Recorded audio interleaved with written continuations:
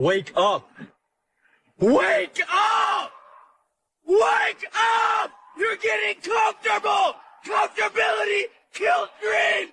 So get up and go get those guys! Effing Emily, effing Emily, effing Emily, this a effing Emily, effing Emily, effing Emily, effing Emily, this a effing Emily, effing A, hey, effing A, hey, effing A, hey, effing A, effing A, hey, effing A, hey, effing A, hey, effing A, hey, effing A, hey, seen them from a block away, yeah we know they hot but hey, chillin' with them villains but they BSing from backstage, got that monster AK-47 bullet in your face, got them racks in plenty space, this is grown folks business here so can't stay out that way, and I'm screaming out, Pink Squad like the haters hate, proving out these jeans when we eat y'all can't even have a plate, this a effing ambulance so y'all better get out the way, hey, this is effing A, y'all can kick the DNA, put in work with better play, snakes bringing us better days, no we ain't giving up no freebies, y'all just gotta pay, love is love and positivity, it ain't no other way, hey, this is effing A,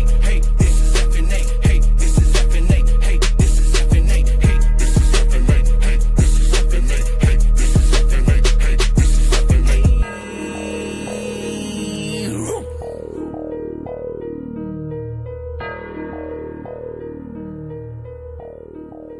This is Avatar.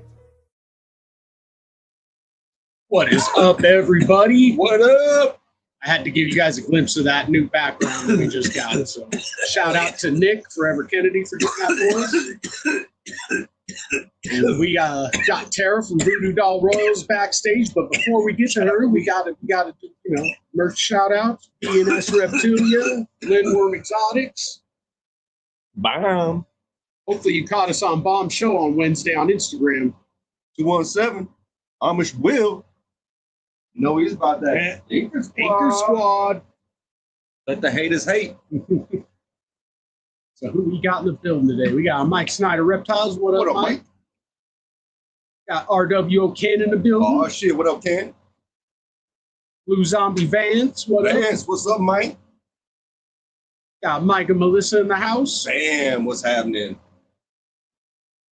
We got Jay Slithers in the house. What Bam, up, what's happening? Tara double dipping backstage. Yeah. Man, we're gonna learn a lot today. Right? We got C-Dub in the house. What up, C-Dub? We got Jamie Tire God in the house. What's happening, Jamie? Jamai. Jamil. Got Nick, by the way. Big shout out again for getting that background to us, Nick. Hell yeah. Got 11 price. And well, is it 11? Believe Yeah, it or 11. not, we're actually gonna get hats made. Right? We got Nick working on hats for us, so Big shout out to Nick. got those coming soon. So Absolutely. it's 10. Is it 10 prize sponsors? 1, 2, 3, 4, 5, 6, 7, 8, 9, 10. 11 prize sponsors plus the USR logo. We need one more so we can go 1, 2, 3, 4, 5, 6, 7, 8, 9, 10, 11, 12. You could be that number 12. Yeah, I do everything last minute too, Nick. Don't worry about that. Right. It happens.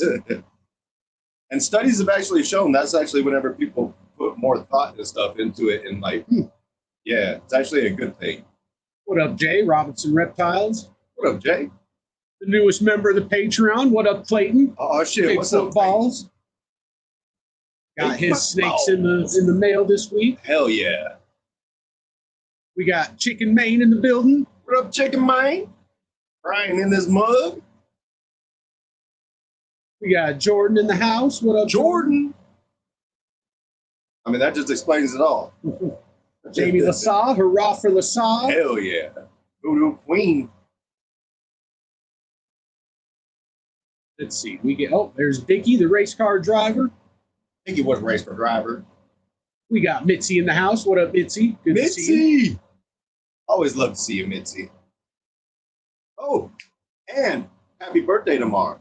Oh, yeah, that's right. Her birthday's 420. And I believe it was just Parker's birthday too, if I'm right. Parker? Yeah, her son. Oh, nice. Yeah, so happy birthday, Parker, too. Hell yeah. All right, I think I got everyone in the chat. Appreciate you guys for being here. If I'm wrong, Mitzi, cuss at me and call me an idiot. I'm going to like it. So we're gonna bring out Tara from VooDoo Doll Royals. What's up, Tara? What up, Tara? Everybody. How you doing this weekend? I'm pretty good. Yourself? Oh, can't complain. Doing good, doing good. Hell yeah! Everybody wish happy birthday to Mitzi in the chat. Hell yeah, Happy please. birthday, Mitzi. So we're gonna talk some rats today. So, what did you get into, rats or snakes first? So I kind of married into the snakes. The rats came before. Okay. Nice. When I met my husband, he had a 21-year-old boa constrictor, Oh wow. and I had 2 rats that were my pet, and ferrets. I had ferrets too. That was Nice. I love them little things, man. yeah. We're not allowed to have ferrets anymore. My husband is not a fan, so the rat it is. Hey, So you already had 2 rats as pets, and he had the 21-year-old boa. And you're like, you're not feeding my pet rats to your boa. So I do dwarf rats. They're not your typical standard rat, so you wouldn't really feed them to a boa. They actually get the ideal size in their adulthood for a ball python. Oh wow, that's pretty cool. So like basically like an ASF kind of. A little bit bigger. Okay. Think more like a small standard size rat. Okay. Wow. that is about right. Yeah. And so that's the line you had when you met your husband, the dwarf rats. Wow, that's cool. I didn't even know those were a thing. Well, I mean, dwarfism comes in Everything. Sense, everything. Yeah. right? Are you still Miniature working? horses. Right? You still work the dwarf rats? Yes, so they're actually what I specialize in as far as the breeding goes. I don't really work with standards. The standards that we have are only for feed, and they actually come from somebody else who is a breeder for feed. There you go. That's cool. That way you can specialize in what you do. Like anytime And- somebody specializes in it, you know it's going to be the good stuff. And I can keep my collection. It's actually so a group of rats is actually called a mischief. So I can keep my mischief small. I don't have to breed on an excessive scale, which gives Right. me more one-on-one time with the babies before they go to their forever homes. Very good idea. Right. Apparently, Jamie saw your rats at the Gettysburg show. Said they were amazing. Nice. They are actually the 2 I had at Gettysburg are going to be breeding in 4 months. So Very cool. So, are you selling your rats just primarily as pet rats then? yes, Okay. nobody wants to spend 70 to 120 all the way up to about 360 on a rat to feed to their snake. That's right, amazing. Right. No, there's cheaper ones for food. I thought we were doing good when we sold a rat for like $40. It was a Dumbo hairless rat. Yeah. Like, lady gave us $40 for it, and I thought that was pretty good. That's crazy. So $300 up to $300. What is that for? Like, what does something like that entail? Like genetics. So your most expensive rat is going to be your rarer coat colors. Gold. There is actually a gold coat color.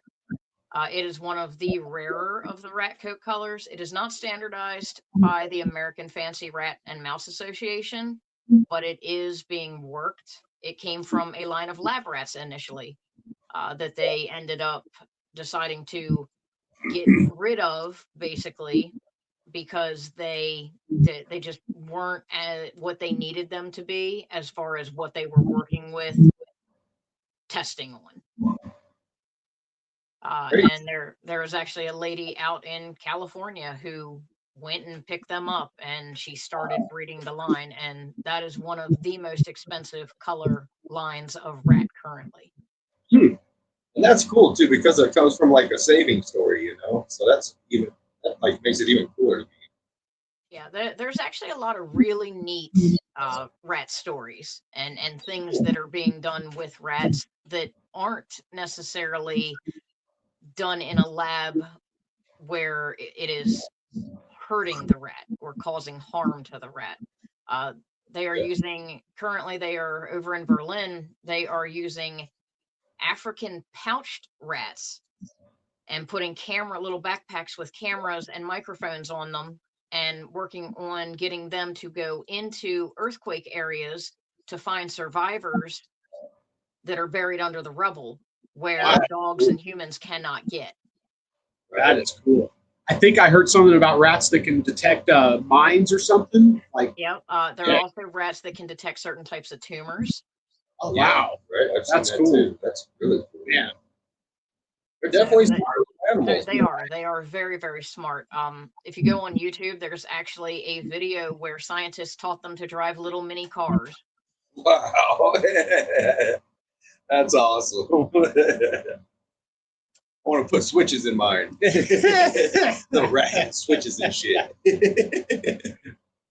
Do you got any werewolf line? Apparently, Jamie heard a breeder up there that has werewolf line in his rats that sells for big money. So I do not have the werewolf line. The only line of balding that I work with is Rex. Okay. I try to stay away from the rats that go bald. They're a little harder to take care of. And unless you are somebody who is either specialized in breeding or you are someone who is going to do the research and take the time, owning a hairless rat or a balding rat is kind of like owning a hairless cat. They have to be bathed. You have to really watch the scratches that they get and the nicks and cuts because they can get infected very easily. And it's not something I have ever wanted to work with for that reason. I can see that. Kike. What up, Kike?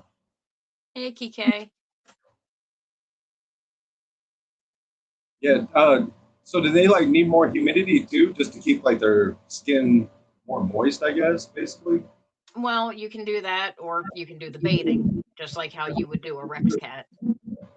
The werewolf is also not standardized by the American Rat and Mouse Association. There's actually a standard for rat coat colors, rat sizing, just like you would at a dog show. And the American Fancy Rat and Mouse Association actually has standards for rats and show rats. They do shows for rats just like they do dog shows, just like Bob and them are doing for the snakes at his show.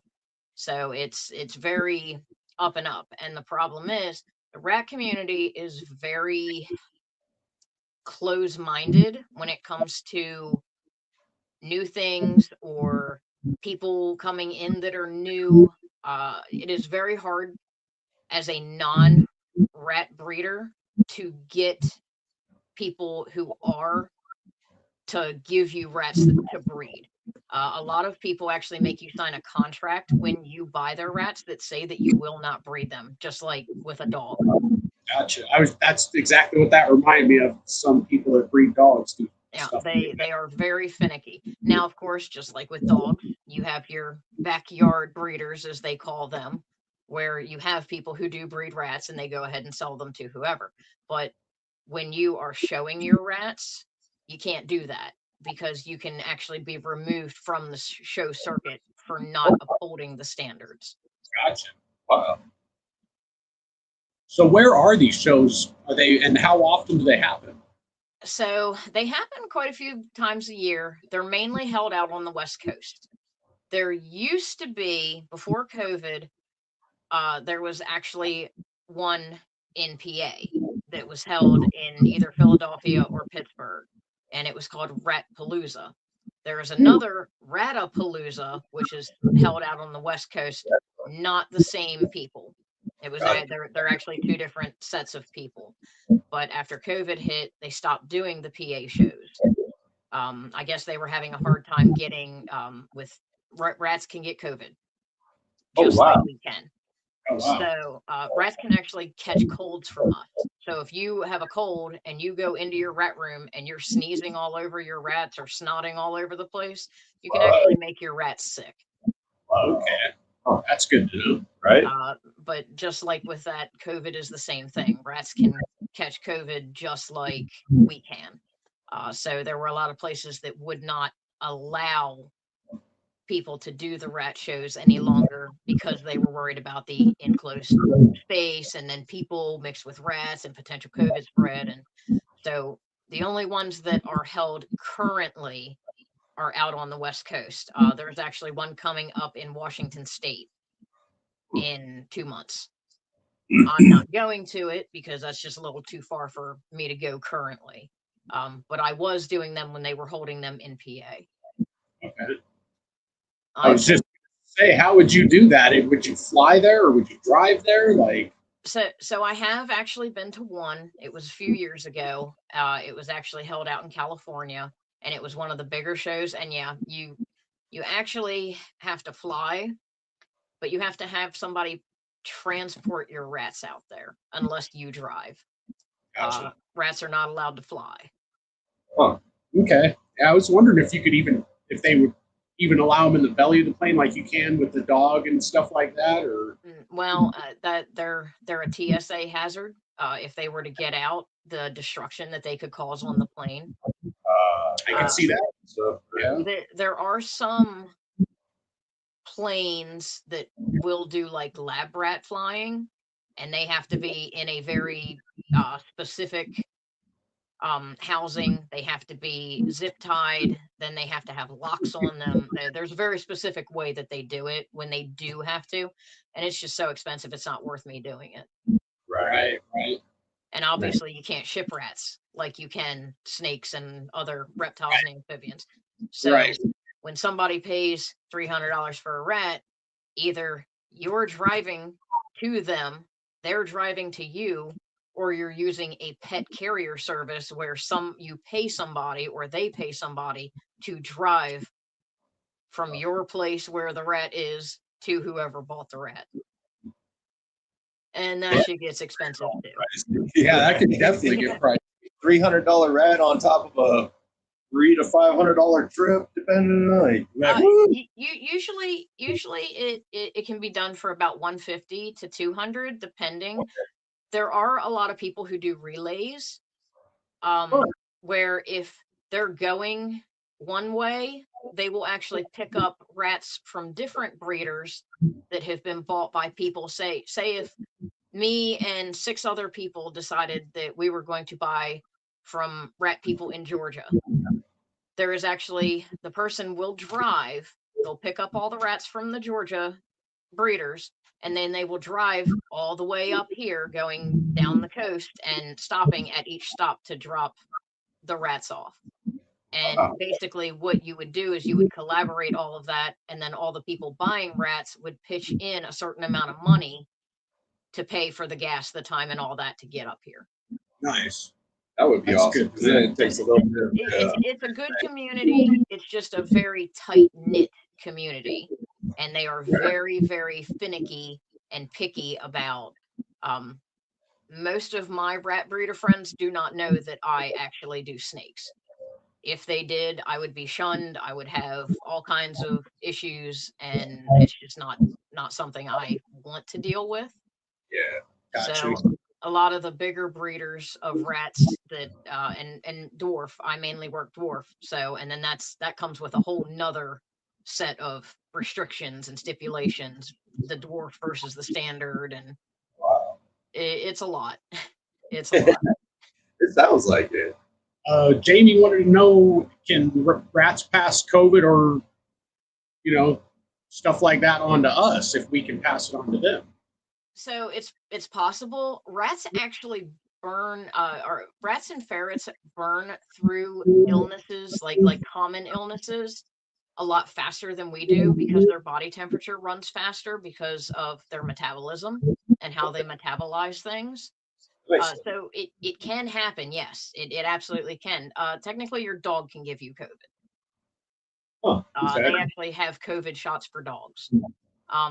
it just depends on how close you are. I mean, we're talking, you would have to be licking the rat on the mouth or kissing it on the mouth for it to technically be able to pass it to you. Okay. It's not just gonna stitch yourself out. It's not just gonna sneeze and you're gonna get COVID. Gotcha. Okay. That's good. And most colds that rats get, they cannot transfer to you. Again, that's more of a, you're trying to, French kiss the rat, and that's how you're gonna get sick. So if you get sick from your rats, stop being freaky with your rats. Pretty much. It's more of a, we can make them sick. As far as common colds and things, more so than they can make us sick. Now, like when we cough or sneeze, it's a lot more particulate than what they would let out. So well, and again, their respiratory systems are a lot more sensitive than what ours are. And we were talking about that backstage, where sometimes an allergy can actually be mistaken for the hives on the skin being, hey, the rat has mites, or hey, the rat has, some kind of disorder. It might not be anything. It could just be the fact that the rat is allergic to the bedding you have it on, or it could be allergic to something you're feeding it. They have allergies just like we do. And you were saying they can grow into an allergy too, right? We do the same thing, and so can rats. As rats age, they can develop allergies, just like as we age, we can develop allergies. Yeah. Hey, that's why I use the 3 different types of bedding, depending upon who is potentially allergic to what, and which is real what's best for them. So what types of bedding do you use? I found this really cool.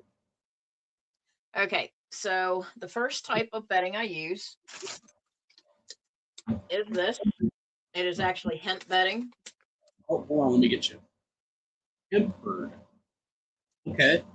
So is the price reasonable on the hemp bedding then, or? Hemp is more expensive than most of your general bedding, but it curbs the smell 10 times better.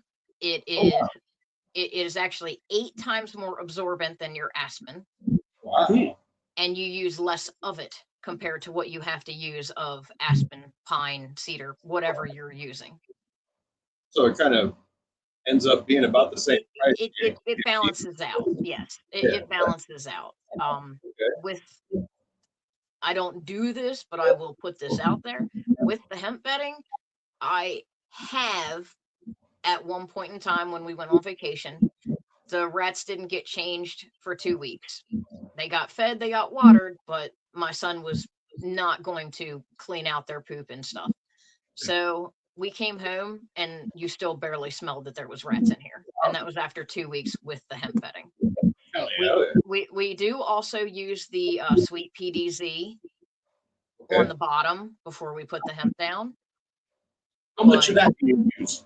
Yeah, it was definitely it was held a clean, but at least it didn't smell anywhere near as bad as I thought it was going to. That's good.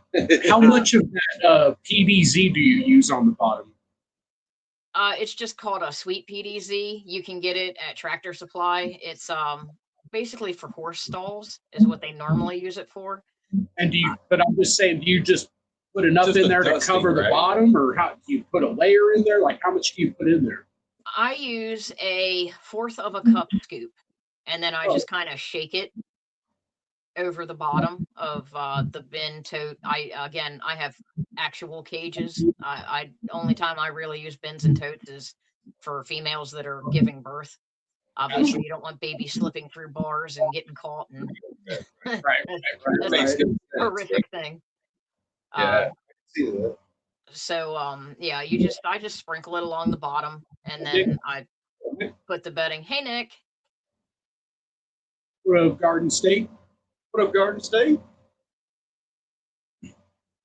So 1/4 of a cup. So basically just enough to kind of like a powdering, basically. Yeah, basically just. Now, if we're talking soft furs, I actually use about 2/3 of a cup for soft furs because they like to dig it up. I have found, and then it just kind of loses what it's supposed to do. Right. So not supposed to be on top. Yeah, They kind of like take everything on the bottom and just kind of mound it. They do like mounding, that's for sure. And how do you figure out which bedding they're allergic to, basically? So with I have very few that are allergic to the hemp. I have a lot that have allergies to aspen. Okay. I don't use cedar or pine because technically, depending upon how they are kilned, cedar is lethal to rats, period. Pine can actually be lethal to rats too if it is not kilned properly. Right. I do use like pellets with the ASFs, but I keep the pine and the cedar away from the rats. So it's either the aspen, the hemp bedding, or in another case, pick little man up here, I use one of these. And this is actually basically, it is called Zorb on the inside. It is like U-Haul liner in the middle, and then it is fleece, and it is just sewn into a mat that sits on the bottom of the cage, and then you set the cage right on top of it. That's too cool. And then you just that is mainly for the ones, because they are a little expensive to have made, but you can wash them so they last a lot longer than going through bedding. It actually ultimately ends up being cheaper to use the fleece than it does to use normal standard bedding. Because like I said, you can just throw it in the washing machine and wash it and then put it back. Yeah. But I only use it for the rats that are actually allergic to any of the other types of bedding that I use. That makes sense. that part, Nick. All rodents stink if you don't clean frequently. Right. So what about wood pellets? Because I have heard some people using like the wood, like just for like a wood burning stove, basically, and using wood pellets, and then they pee on them and they expand and do a really good job. And pine pellets are used often. They're actually something else I use with the soft furs. I do a layering system with my soft furs, but with these guys, I don't use them just because I don't want to. Like I said, it's different when you're breeding rather expensive animals compared to feeder animals that are kind of a dime a dozen. Yeah. I don't want to risk my rat potentially chewing on it and swallowing it and it expanding in their stomach, and then I have a $200 rat that just died. Right. Yeah. So I take a lot more precautions than what your standard person who breeds for feed does, as far as what my rats get, what they are being bedded on, and things like that. Yeah, you absolutely do. I mean, you actually spend one-on-one time with these animals, right? Yes, I spend a lot of one-on-one time when it's cleaning day. I actually have one of those giant cement tubs from Lowe's, the plastic ones, and it's got bedding in it, and then it's got all kinds of little toys and little treats and things buried in the bedding, and all the rats go in there, sex based. I don't mix males and females together. Right. But I'll do cleaning for the males, and the males will all go in there, and then they all have time together. So they're not just getting that time with me, they're also getting socialized with each other. Ones that are older, ones that are younger. I want them well-rounded when they are going into a home of, say, a 6 or 7-year-old child who is going to be terrified if that rat nips, because we all know if you breed rats, you know how bad they hurt when they bite. It's not fun. So I want them to be as socialized as possible. That's awesome. So that when I put them in the hands of a child, they aren't going to bite. They are going to be more calm. They're not going to be and rats are active, females more so than males. I usually recommend males for young children, just because they do tend to be a little on the calmer side.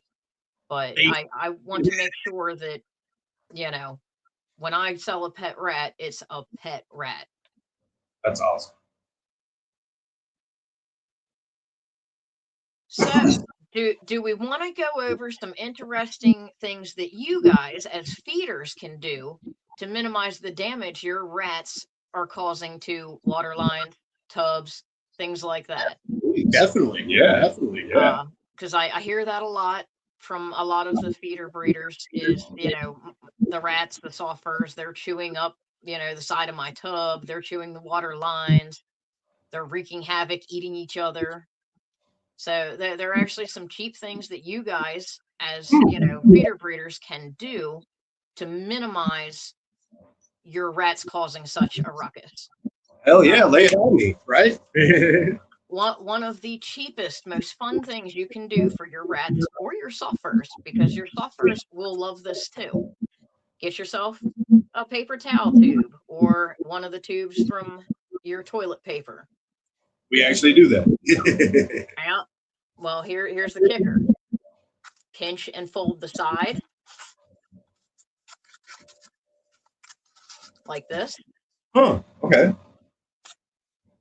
Put uncooked pasta or some blueberries or whatever you feed as a treat in the other side. Close it and pinch that other side. Then they gotta chew. Now they have to chew into it. Now they have to figure out how to get those treats out of there, which is going to occupy their time longer, and it's going to keep them from chewing on something else because now they have something fun to chew on. That's awesome. I love that. Another thing you guys can do as far as keeping them occupied, if you're feeding mealworms, if you're feeding your black oil sunflower seeds, when you put them in, don't just toss them in. Dig a hole, bury some of them in some random spots, because then they have to spend time digging for them, which also occupies their time, and they're less likely to chew out. An enriched rat is a non-destructive rat. I like it. That makes good sense. I also have, let me pull one of these out. I actually have them in little bags because I sell these at shows. Okay. You can do these at home, actually, or you can buy them, or you can just get little blocks. I just take and hang. I get a little hook and some twine, and then you get little pieces of balsa or sala wood. It's a softer wood, and you can legitimately just hang it from your rack. You don't even have to have a cage to do this. You just find one of the holes. You can use a zip tie if you need to zip tie it through a hole and hang it. Then they have to reach up to actually chew it, which will occupy their time. You don't have to have one as long as this. You can just use like a couple pieces but that is also a really good way to enrich them. Now with me, I actually flavor all of mine. I actually make mine myself. I cut the wood down. I soak them in berry juices of different kinds. Wow. That's awesome. Hell but, yeah. but the rats actually, let me pull this one out. Come here. I feel like you're already helping the quality of life for a lot of rats right now. Jamie from Tire God says, how do we make sure they have lots of babies? You got to put that funky comedina in the water. So real quick, this one was actually put in, there it is. You can tell how chewed up it is. Yeah, this one was actually put in yesterday. Oh, wow. They have already pretty much destroyed it. That's awesome. Yesterday. It's that flavoring. So do you want the honest opinion about how to get rats to breed more babies, or do you want the I want to get it done quickly? I'm always a fan of the How about both? Well, the way you're doing it is getting it done quickly. If you really want your rats to have a bunch more babies, you actually have to wait to put your males in and not just put your males in and leave them in there. You actually want your males to have a smell, to build up a smell. You put them with more males, just like with a snake, it makes them more likely to emit those pheromones. Then you put your males in with your females, and all those pheromones make the females go nuts. It does take a little longer, but it has definitely had a success rate of 96% in lab rats and in rats as far as pet breeding. If you don't have, cool. I've heard you say this earlier about combining your males and females and for enrichment and that, and you don't have any issues with your males fighting when you do that? Mm-mm. Okay. And if is that because there's no females in there, you think, or? Well, you also have to keep in mind with you guys, the way you usually set it up as being feeder breeders, you set up your tubs with one male to so many females. That's a legitimate. Yeah, we actually do rotate. Like, I'll put the male in there for 2 to 3 weeks, and then I'll move him to another colony, and then I won't put a male back in with the colony until the babies are pretty much weans. Like, the babies will have to be out the next week if I put a male in there, basically. So what do you do with the males in the meantime when they're not in a colony? They're always in a colony. I have just the right amount of males to where there's always one in Lucky a colony, bastards. basically. Is that bad, though? So most of my males actually grow up together, or they grow up near each other. Males do fight. It does happen. Females will fight. You will get a rat that just doesn't like other rats. Yeah.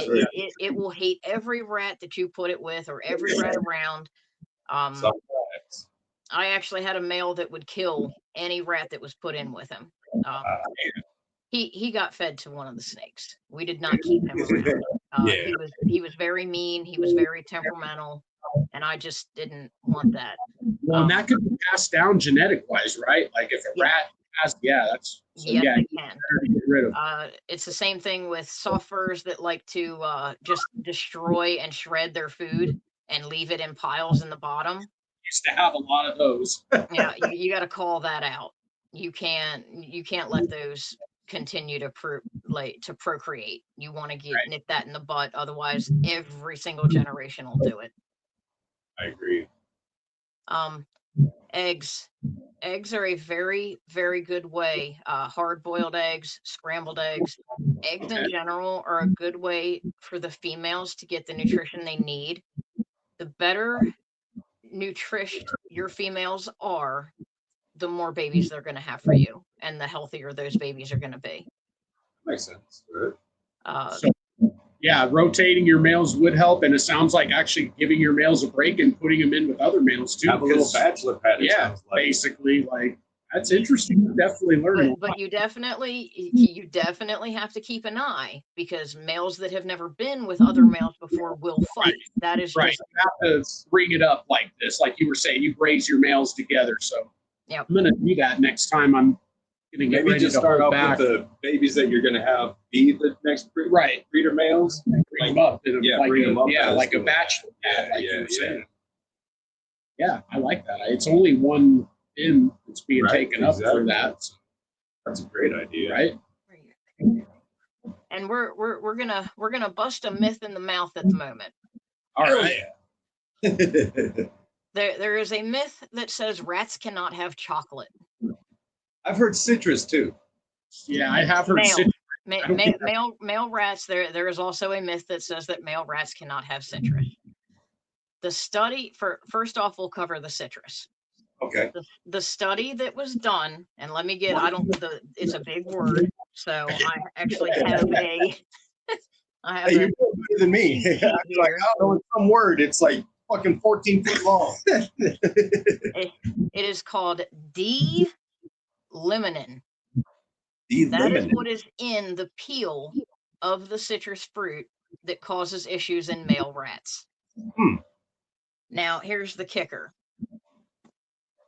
When they did the study that found that the citrus, the D-limonene in the citrus was bad for male rats, they were giving them extremely high doses of just D-limonene. Oh, wow. For a prolonged amount of time. When they decided that this was bad for male rats.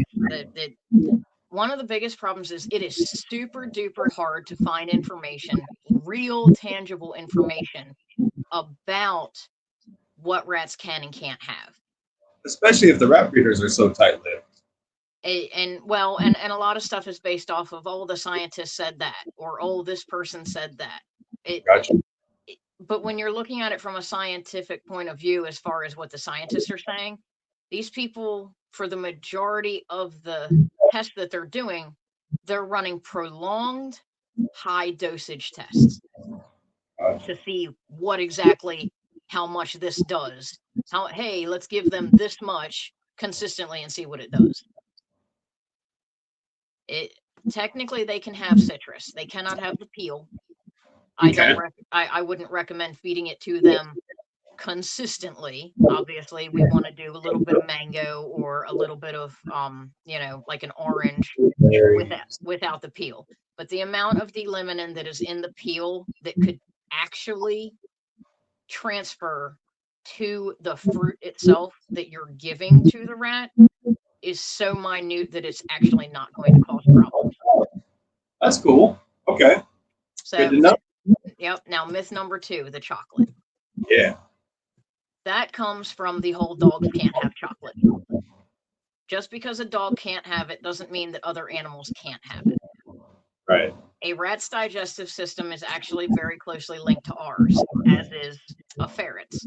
That's one of the reasons why that they do digestive style tests on rats and ferrets, because they are the closest to our digestive system as they can get with an animal. Rats can have dark chocolate in small amounts. You don't want to give them milk chocolate because it's just too high in sugar and nobody wants a fat or diabetic rat. Right. True. In small amounts, dark chocolate can actually cure respiratory issues in rats. So if your rat has a respiratory infection, you can give them a small dark chocolate chip once a day for let's say a week, and it should, unless it's a very serious problem, it should clear up that respiratory issue. That's cool. I'm definitely gonna try that. Yeah, the antioxidants in the dark chocolate actually have properties that helps rats with their breathing. That's awesome. Wow. Someone asked, what about bananas? Do you ever feed bananas? We do feed bananas. I actually don't feed. I feed dried bananas or dehydrated bananas. I do not feed just a banana. There is a lot of sugar in a banana. So again, you really want to watch how much sugar you're feeding your rats. I can see it being best too. Rats can become diabetic just like we can, although with our pets, we tend to feed excess amounts, which would make a rat become diabetic even faster. Because you got to figure a rat's basically 1/200th the size of a human. So if you're giving it, Yeah. Yeah, that little bite for them is a lot. A lot, yeah. Well, yeah. There's definitely, just like with anything, you want to do moderation. If you're going to do an actual banana, I would cut it into a very thin sliver, and then I would cut that up into basically kind of like how you would cut a pizza. And then I would give a small amount to each rat. If you're just throwing a slice in with a colony, that's fine, because they're going to fight over it and not one rat's going to get the whole banana anyway. Right. But if you're doing like I would do for my pet rats as a treat, you would definitely want to do a much smaller slice for just a single rat. That makes a lot of sense. About the eggs, what if, so you said you could do hard-boiled eggs, right? Mm-hmm. You just drop the whole egg in there? Shell and everything? So I don't do the shells because, again, choking hazard. Oh, see, I figured that'd be extra calcium or something for them. So it could be. Standard rats are a lot bigger than dwarf rats. That's another thing you have to keep in mind, is I'm breeding dwarf rats. So true. My rats are smaller. They only get 1/3 of the size of what a standard rat gets. So I do often worry about the young ones choking on things. That makes sense. I try to avoid potential choking hazards. Exactly. But when I do eggs, a lot of times I just take the hard-boiled egg and then I get an egg slicer and I slice the egg, and then I just go around kind of like potato chips or poker chips, just divvying them out like, hey, here you go, here you go, here you go. That's awesome. right? But yeah, you can totally drop a whole egg in there. It's actually good enrichment for rats that don't have a lot of enrichment to drop a whole egg in there, because not only do they have to break through the shell, but they also have to fight to get into that egg, to get to the actual, nice juicy center that they want from the egg. They're taking that aggression out on the shell instead of your tubs. Yes. Anything that keeps rats and soft furs, we're going to go with that too, because soft furs are highly intelligent as well. Right. Rats and soft furs are highly intelligent animals. If they get bored, they are going to destroy whatever they can, because it's going to make them not bored. That's kind of like you being put in your bedroom with no TV, no phone, minimal lighting, and somebody sliding food through a hole in your door saying, hey, this is your life now. You're probably going to go nuts too. Yeah, exactly. So it's the same concept. Is they're going to do whatever it takes to not be bored. Right. So you want to do some things that are going to keep them from being bored. Uncooked pasta is a great thing. You go get the rotini noodles. You throw those in, and it takes them forever to chew through those. But it's something for them to chew that isn't your water line, that isn't the side of your tub. And pasta's cheap. You can get pasta really cheap. So I really like that idea, Tara. Yeah. Pasta's a really good one. In the summertime, you could just put spaghetti right down in the holes and just let them knot down. Right. Watch it drop. Or something thicker like linguine or something. Right. Yeah. Fettuccine. We did have one question before you go on here. What about cracked corn? Because someone heard that it has a fungus. We use a lot of cracked corn in our food, or at least we were. So cracked corn and peanuts are actually the same issue that is talked about. It's the fungus that grows on uncooked. If it is not cooked, there is always a potential for a fungus to grow on it. And peanuts and corn in particular are both known to basically be fungal magnets. Wow. Interesting. All right. I actually feed raw corn or cooked corn. I do not feed dried corn. I use, there is actually a blend of bird food that I use that has corn in it, and I will sit and pull every kernel or piece of corn or peanut out of that. Cracked corn now. Yeah, that was a big part of for the meal. The mix the mix that I was doing, I was getting Tractor Supply, cracked corn, sunflower seeds, sweet feed, oats, and basically the cat food, the top claw or top paw or something like that. And I was doing like 5 pounds of cracked corn. That was probably the biggest ingredient in that mix. So I'm glad I'm getting this information now. Yeah. Well, and a lot of corn. Rats are omnivorous, obviously. They'll eat anything. But breeding rats really need the protein. And the corn is not giving them enough. They want to eat it because it tastes good. Right. And they're eating so much of it, they're not getting as much of the protein-rich things that they should be eating. And then you're not having a protein-fed female, which is going to cause smaller, I almost called it clutches, smaller litters. Right. Your females are going to dry up quicker. They're not going to produce as much milk to feed the babies, so you're going to have smaller babies. Protein. When it comes to rats and breeding females, it is all about that protein. Okay. So, don't be afraid to add a little bit of meat to their diet then? These guys get boiled chicken. I do like a boiled chicken. I do not put seasoning, salt, pepper, any of that stuff. It goes into the pot as is, and it gets boiled, and then I tear it into shreds and throw it in. I tear it into shreds because obviously I don't want to, I keep a max of 4 rats per cage. So I don't want to give an entire chicken breast to 4 rats. Right. That'd be Thanksgiving for their ass. Mike Snyder says Costco has 25-pound bags of protein pasta for $13.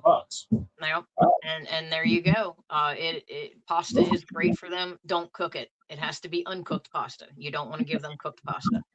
Sweet potatoes are the same way. Do not give them raw sweet potatoes. Give them cooked sweet potatoes. Raw sweet potatoes can actually cause digestional issues. Okay. What about regular potatoes? They're really high in starch. So again, you're getting that sugar and that, I mean, you can give it to them, but I would do it in moderation as well. Gotcha. Anything that's going to have large amounts of sugar, Or you starch. definitely want to watch how much you're giving them. Carrots. Rats have really bad eyesight. Carrots are really good for the eyesight. But if you feed too many carrots, then your rats get basically what is the equivalent of wet tail in rabbits, where they're basically having diarrhea consistently. Oh. So Okay. you always want to be careful of that as well. And an overabundance of, green leafy vegetables or carrots, things like that. If you give too much, you could make your rats sick digestively because it's just too much for their system to handle. So what I'm hearing is moderation is important no matter what. Yeah, Moderation is always important. I mean, it's the same with us. The doctor always tells you in moderation. Well, rats are the same way. That makes a lot of sense. Do you ever feed I think I heard you say something about mealworms and stuff. Do you do like the dried soldier fly larva? Oh, See if I can get it up here. Wow, that's a big bag.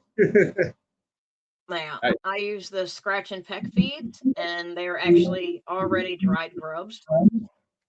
Nice. And I like these because I can also use them as a treat, and I don't have to worry about them dying on me.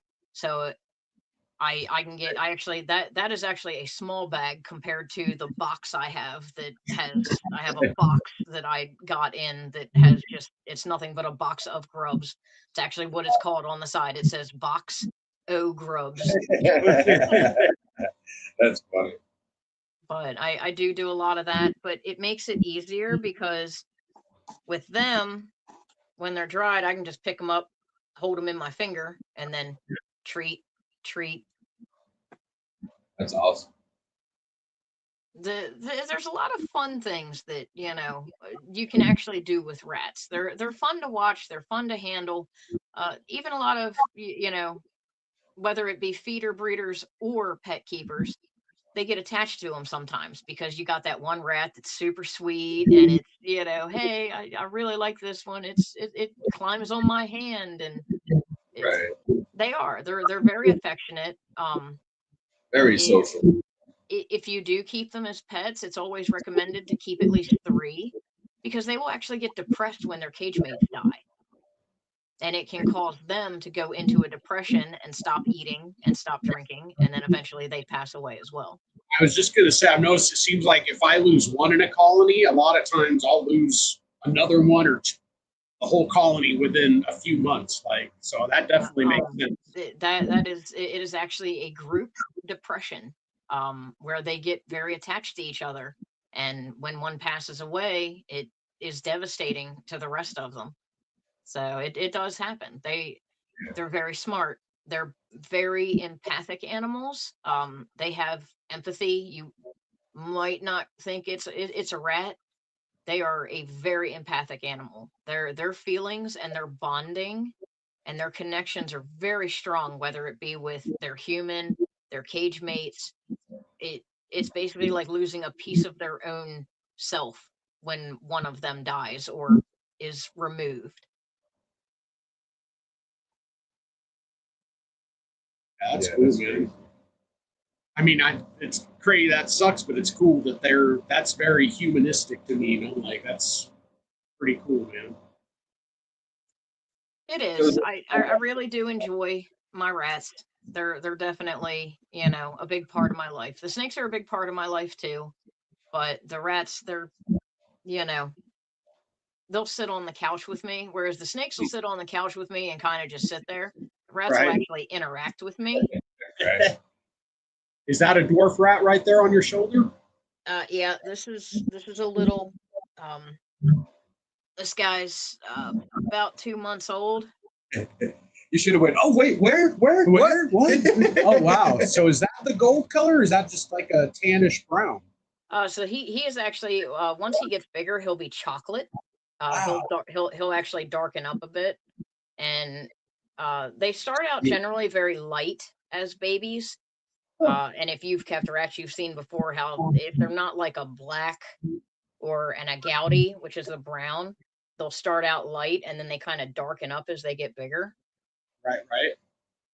Oh, he's cool. Definitely. Very chill. Just hanging out. Yeah, he's definitely one of my favorites. He'll probably be staying and continuing on the chocolatey line. That's awesome. Nick. No, I'm just an idiot. I talk in circles. He likes being under my hair. It's the only annoying thing because then he gets tangled in it, and I'm like, trying to pull him out and unweave and. So he has actually been, and this is the neat thing we were talking about backstage about how he booped my finger to let me know he had to go potty. Yeah. He has been sitting here this entire time, not in a cage, not out, not put away somewhere. He has been sitting here on this mat the entire time, just relaxing. That is too cool. He didn't run away. He didn't disappear.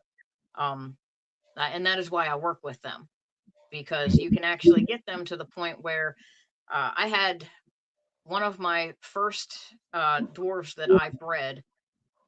He was a little male. His name was VooDoo. And he wouldn't go to anybody. He went everywhere with me on my shoulder, and he would not go to anybody but me. I would physically pick him up off of me, put him in somebody else's hands, and he would jump to get back to me. Right. That's funny. When these guys are born, I cut up fleece and I sleep with it, like chunks of fleece, and I'll sleep with it to get my scent on it.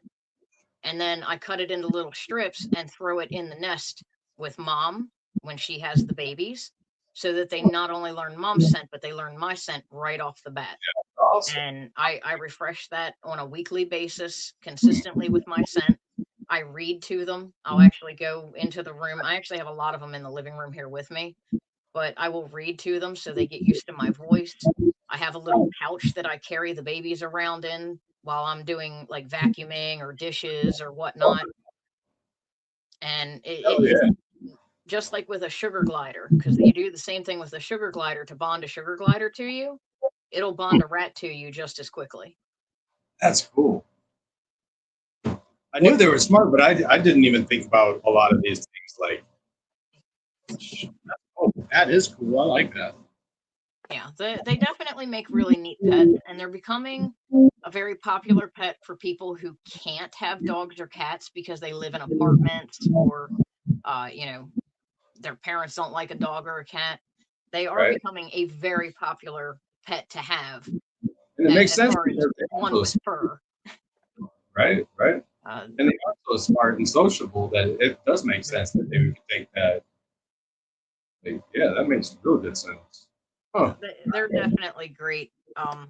They do come in a lot of colors, just like as far as, there are Siamese, there are Himalayan, just like in cats. You've got blues, you've got lilacs, chocolates. There's actually an apricot. I actually have a female right now who's laying on a litter, and she is an apricot, and she looks just as reddish orange as an apricot.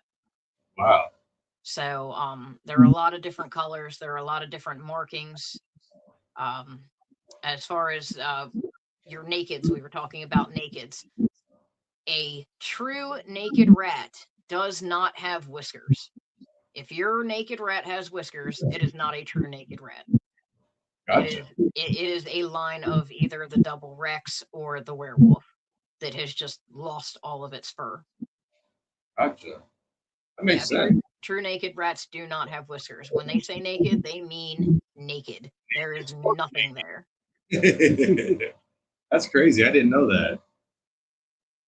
Yeah, so we've never had naked rats then. So, yeah, I was going to saying the I've been to a few shows where people have been like, naked rats for sale, and I walk by and I look at them and I'm like, those aren't true naked rats. I don't say anything because it's that's their thing, and I do my own thing, they do their own thing. But if I were going to get into breeding the nakeds, I would be very selective about who I got them from, and I definitely would be checking whether they had whiskers or not. Yes, for sure. Okay. So nakeds don't have whiskers, true nakeds, and it's the double Rexes that have the whiskers. Or the werewolves. Or the werewolves. Double werewolves. Okay. And usually you can tell that too because they have curly whiskers. That makes sense. Definitely seen curly whiskers on our not naked rats. Yeah. True naked rats are actually hard to breed. So because they're so hard to breed, there we go. My phone's acting up apparently. Because they are so hard to breed, they are rarer to actually be able to find. I actually only know of a handful of breeders of true naked rats in the U.S. And a handful, so like 5 of true naked rat breeders in the U.S. I didn't know there were that rare. That's crazy.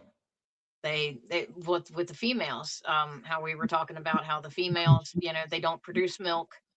They have a lot of health issues after they give birth.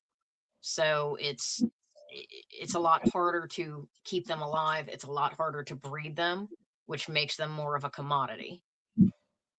So 9 times out of 10, if you're walking down, a reptile show or exotic animal show and somebody's peddling naked rats, 9 times out of 10, they're not true naked rats.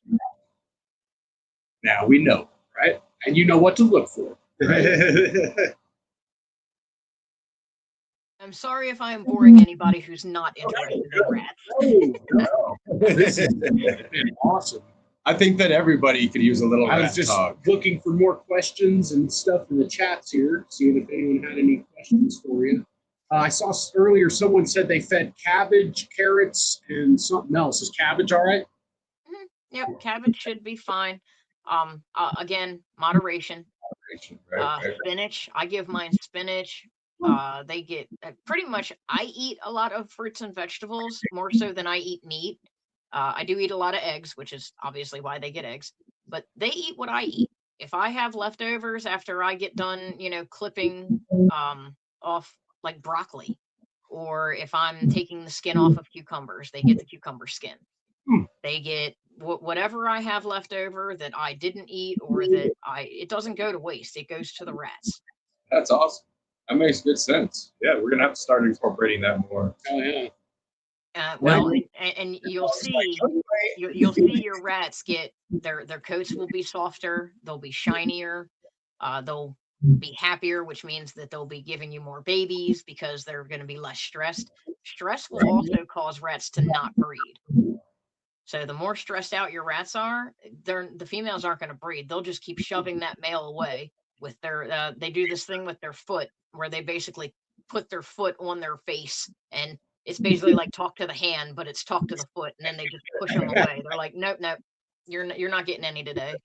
Like Stuart from Mad TV. No.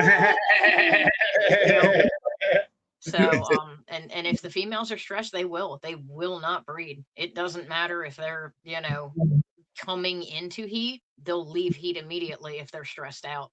Oh. And that can affect your production as well. I mean, obviously, if your wife is pissed off at you, she's definitely not going to give you none. Right. It does make sense when you put it that way. Yeah, the Dumbo rats are cute. Mike says his daughter's always trying to keep the Dumbo rats as pets. They're one of my favorites. I have both Dumbo and top ear, but I do prefer the Dumbo. I keep the top ear just because there are some pet owners who do prefer the top ear over the Dumbo. I personally don't see how, because the Dumbos just make them look like cute little babies their entire life. Right. Right. Yeah, I love the Dumbos. Yeah, that was one of the first things I started shooting for when I started breeding rats. It's like I want to pretty much have all Dumbos. Like, I like them.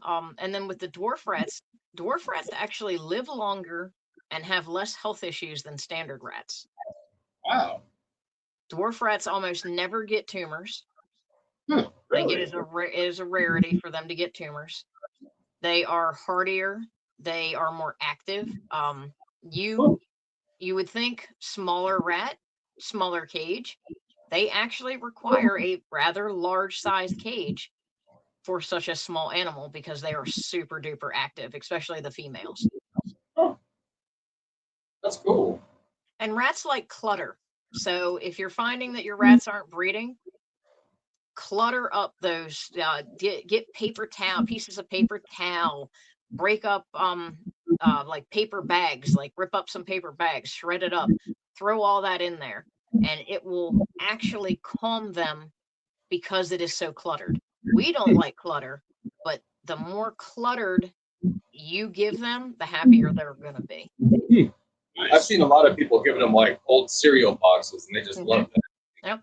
You can go to the dollar store, buy a roll of toilet paper, and stick it in there, and they will be as happy as can be sitting there tearing it up.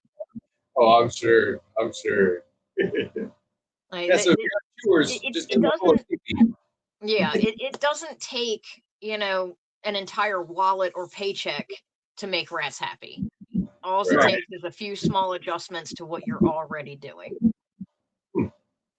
Mike Snyder says he's going to DM you for a brown Dumbo rat. A brown Dumbo. So I don't just a Gouty is actually what the brown ones are called. I don't really have a Gouty. I have cinnamons, I have the apricots, I have the chocolates. I don't really do a whole lot of a Gouty because it's more of a common color. Got you. Right. So you can DM me and we can try and figure something out, but there's no guarantees. And she's in Pennsylvania, right? Maryland. Maryland. Okay. But pretty close. Yeah. You can probably work something out. Another fun thing, since summertime is right around the corner, we're going to talk about keeping rats cool. Definitely. Because we all know how hot and smelly they get. Right. One of the best things you can do is frozen peas. Get yourself a bag of frozen peas and put some frozen peas in with the rats. They absolutely love them. I actually do what is called bobbing for peas with my rats. I get a ceramic dog bowl or a bowl like one of the 5-inch ceramics that people use in like their reptile cages, the round ones. And then I fill it about halfway with water and I dump peas in it.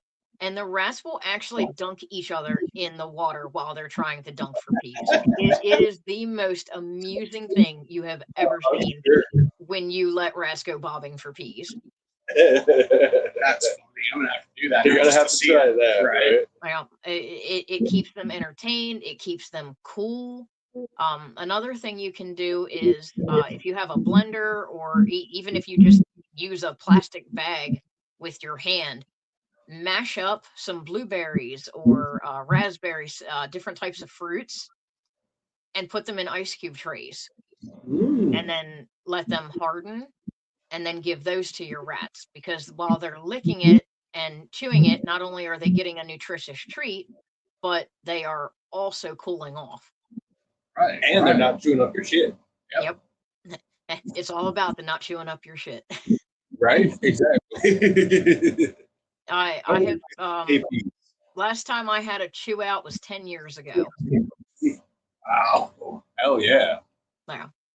Now obviously I do not use the water lines like you guys use. I actually use your standard water bottles.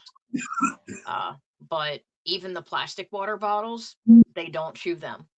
I don't have any problems with them chewing plastic water bottles ever. That's awesome. And it's all in keeping them enriched and keeping them happy and occupied. So, Oh, go ahead. I would say it's kind of like raising a toddler. Right. You don't want them drawing on the wall, so you make sure they've always got a coloring book. Mm-hmm. Well, Makes sense. Nick has a rat that he brought home last week that's so cute. But he wants to know, he's heard keeping one rat is bad because they're social, but he wants to know what you have to say. So I would agree. Keeping one rat is not the best idea. There are specific circumstances where it can be done. If you're going to do it, you're talking spending a lot of time with that rat. I would recommend going on Amazon and buying a sugar glider bonding pouch and putting that rat in the pouch with you and keeping it as you're walking around the house doing your daily things. I'm not saying it has to stay with you 24/7, but if you're going to keep an individual rat, you definitely want to be able to keep it near you a majority of the time. That makes sense. I would say if it's a baby, because it also depends on age.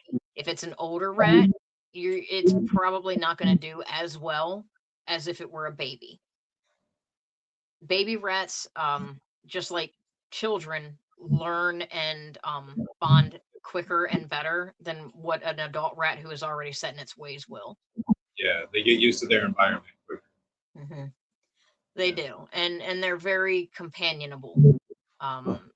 Lone rats die in the wild normally. You don't normally see lone rats in the wild. If you see a single rat, 9 times out of 10, about 10 feet that way under some dark building, there's 100 of them.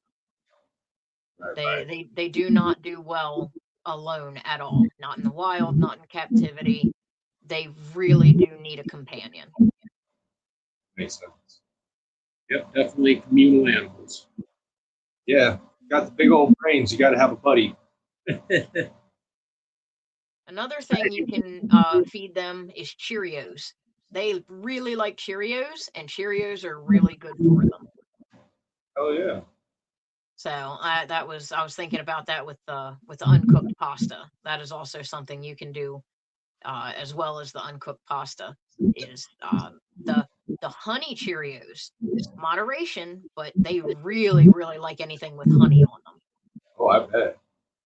So if you get real bored, you can take the Cheerios and thread the spaghetti in through it. Make little bars. Yes, you can, and that makes even more of an enrichment time for the rat. And they're trying to free up the Cheerio, and you're giving me great ideas here. Yeah, I love it. I love it. This is a great episode. So quick shout out. I'm wearing my Deeds Not Words Too shirt. Oh yeah.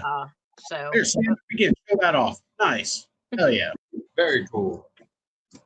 Oh, nice. Not slacking on the back. Hell yeah, what's that concert tee? I like it. Right. That is the black show shirt. I waited the whole time that they were doing it for Gettysburg so that I could pick up my black shirt. Nice. Very cool. So shout out to, Fat Man Nation and Green Line and everybody who's working with the Deeds Not Words Too, because it's a great program to be doing. Hell yeah. Did that joke earlier, Mike. Yeah. They donated like $7,000 or something last time, I think. To I can't remember the name. It was Camp something or other, but like definitely a cool fucking place. Believe it's Camp Freedom. I wanted to say that too, but I wasn't sure. I think you're right. Yeah. I know it's up in PA. Yeah.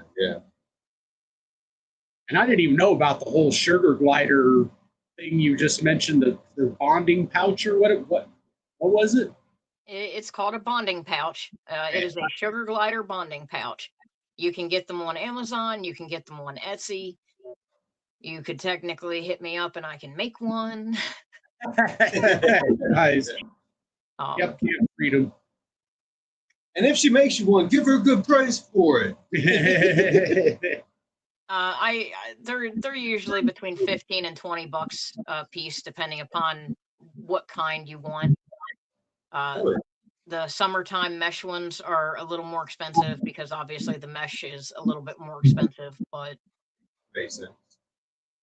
they And I'm also, sure keep them a little cooler too in the summertime, so that's a great idea.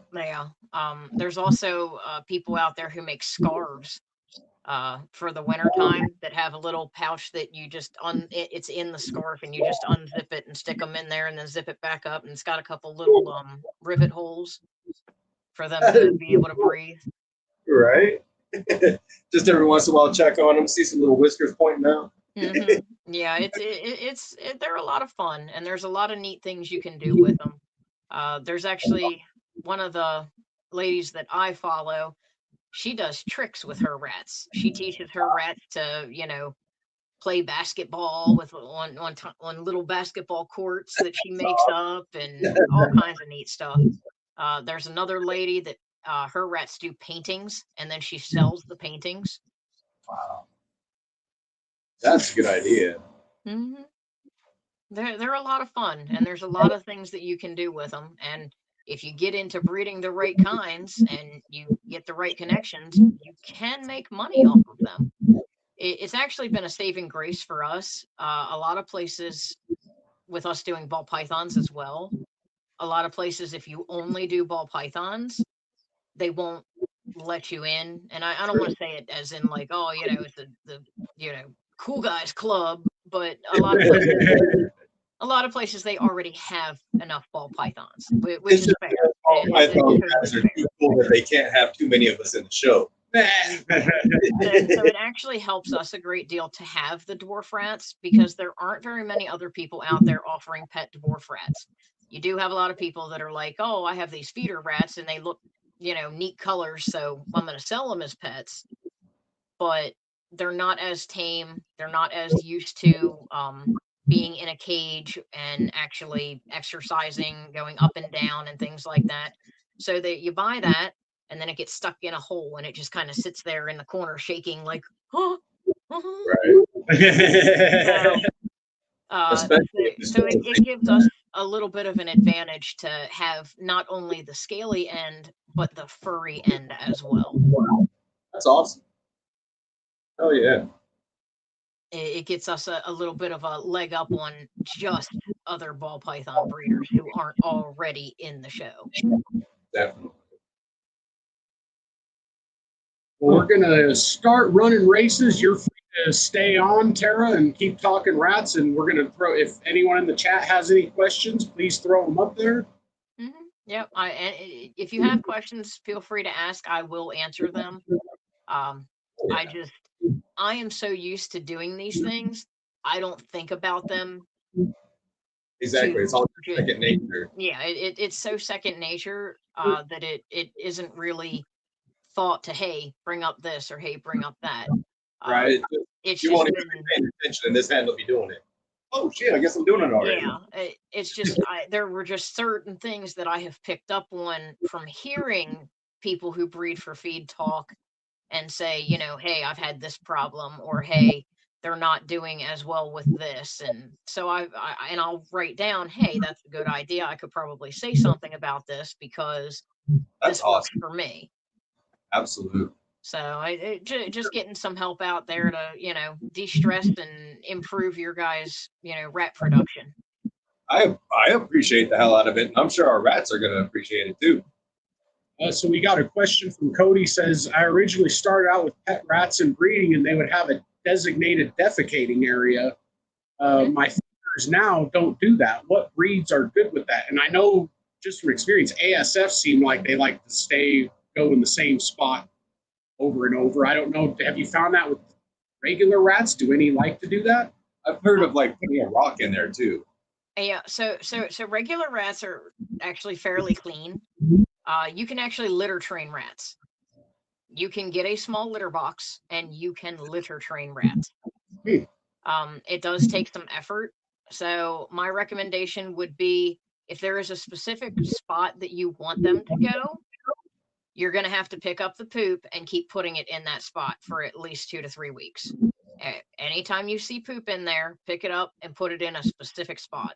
And eventually they will actually pick up on the fact that that's where you want them to go. and that is where they will start going. That's cool. Nice. Oh. Oh, and talk a little bit about your training with the treats and how they run to the back of the tub. Oh, yeah. That's the soft furs. So my soft furs let me open up their tub and just stick my hand right in and pull babies out. They don't try to bite me. They don't run at me. They actually all line up at the very back of the tub while I pull out babies. And the way I got them to do that was every time I would open up to take babies in the beginning, I would put some blueberries or some black oil sunflower seeds. I also do pumpkin seeds, like the unsalted pumpkin seeds. They really like pumpkin seeds, but I would put them in the back where I wanted them to go. And as soon as they would run back to get it, I would take the babies out. Well, they got so used to me doing that now when I walk up, I just pop the lid and crack it a bit, and instantly all the adults run to the back of the thing. I pull out my babies, and then I shut it back up, and then I give them their treat, and they stay back there and they eat their treat until they're done. Then they'll mosey on back over to the babies and, start taking care of them again, whatever is left behind. Nick says that works with kids also, FYI. So that's kind of the funny thing. We always compare pets to children. It's like a consistently done thing, whether it be dog people, cat people, rat people. But it is very true. Anything that has the intelligence to be trained can be trained. And I mean, what are you doing? You're training your kids to act the way they should be acting. It's a horrible thing to say, and there will probably be a bunch of people out there who watch this later, and I'm gonna get a bunch of hate mail talking about training children. But haters hate anyway. Yeah, but it is the truth. It is a hard truth for some people, but everything is a training process, whether it be your children, your pets, your feeder rats. If it can be trained, you can train it. It just takes time to do so. Yep. Makes sense. Prince says, what's the target protein percentage for ASF rats? I'm not sure if he's looking for that to try to find a certain food that's already out there, but you were saying you feed a lot of different stuff. So. I do. I feed a lot of different things. As far as ASFs, I don't know the target percentage. I just know that my ASFs, I only keep 2 colonies of ASFs because I don't have a lot of snakes that eat ASFs. I have a few that are kind of finicky. I bought them finicky, and the only way to get the females to actually eat and breed for me is to, feed them ASFs. Yep.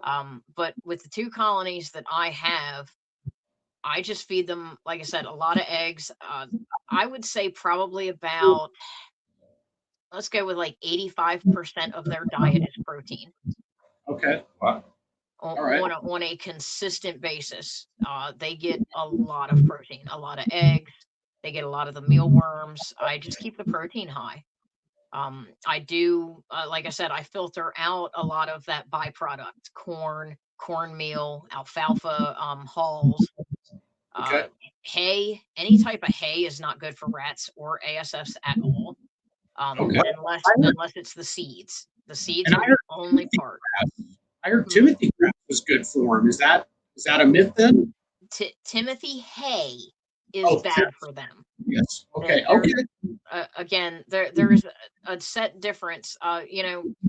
So when we eat grain, we don't go out and pick the entire plant and chew on it. We actually just eat the seeds that drop off. It's the same concept for rats. They don't need the hay and the stalk. They just do the seeds. They can actually have impactions and severe digestive issues giving them hay. Okay. I do not, you'll see like alfalfa treats. Oxbow actually makes like these little heart-shaped treats that are like an alfalfa treat. All that is ground up hay smashed into a little heart-shaped kibble. You don't want to give that to your rats. That will cause an impaction and your rats will die. That's processed food. Stay away from processed food. Yeah. Pretty much anything that you're feeding them on a general that is not just a lab block is going to help them. So obviously you have to feed them the lab block. It is a big source of, their nutrition, especially with the minerals and added things that they put in it. But look at your lab block. Read the ingredients on your lab block and tell me how many of the grains and corn meals and things are at the top of that list on those ingredients. And when you say block, you're meaning like Missouri, Kalmbach, stuff like that, right? Yep.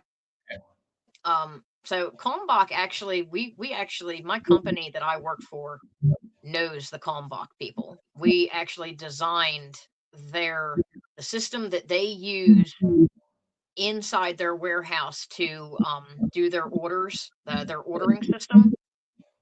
My boss actually designed that for them. Wow. I actually work for a local holistic pet food supplier, and yeah, we used to carry a lot of Kalmbach, and then we stopped carrying it because it was more. We do pets. We do have some. We have a very small amount of like livestock and things like that, but mainly we're pets. We do dogs, cats, ferrets. We even have monkey food. Oh wow! Yeah, we have like 8 different types of monkey food, marmoset food, sugar glider food, bird stuff. Huh. What about Missouri Road Breeder F6? That's what Stevens feed. Yeah. So Missouri is actually what I use. I actually use the Missouri breeder. That is the pellet food or block food that they get from me.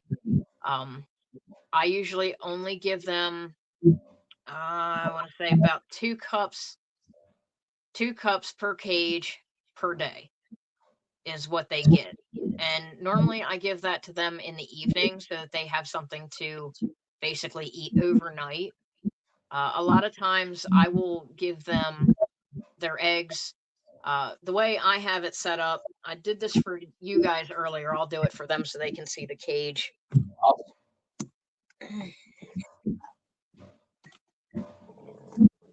So this is the cage that I have set up currently in here. Yeah, whenever she says she's making pets, she's making pets. I didn't see any rats in there. They must have all been sleeping. They're actually hiding in. So if you notice, the cage is very cluttered. It has a lot of fleece hanging pieces and things. That's what they're inside all of that. They'll actually chew holes in the fleece, in the top portion of the fleece, and then burrow inside between the top portion and the bottom portion of the fleece. They're in there. I promise you, they're in there. But if you noticed, there were a lot of hanging toys that looked like cups or buckets. Mm-hmm. What I do is I take anything that I'm giving them that is not their lab block and putting it inside those cups or the buckets, and they have to actually work to get their other food. I call it treats because for me, the lab block is, the food. Yeah. Everything else I use as a treat. It's still healthy for them. It's still technically their food, but I utilize it as a training reward. And that way, to do what I want them to do. Right. Exactly. And it's more of an enrichment thing too. It's not just another source of food. It's also enrichment. Yes, exactly. I will bury it. I will actually go through and dig little holes when I change out their bedding.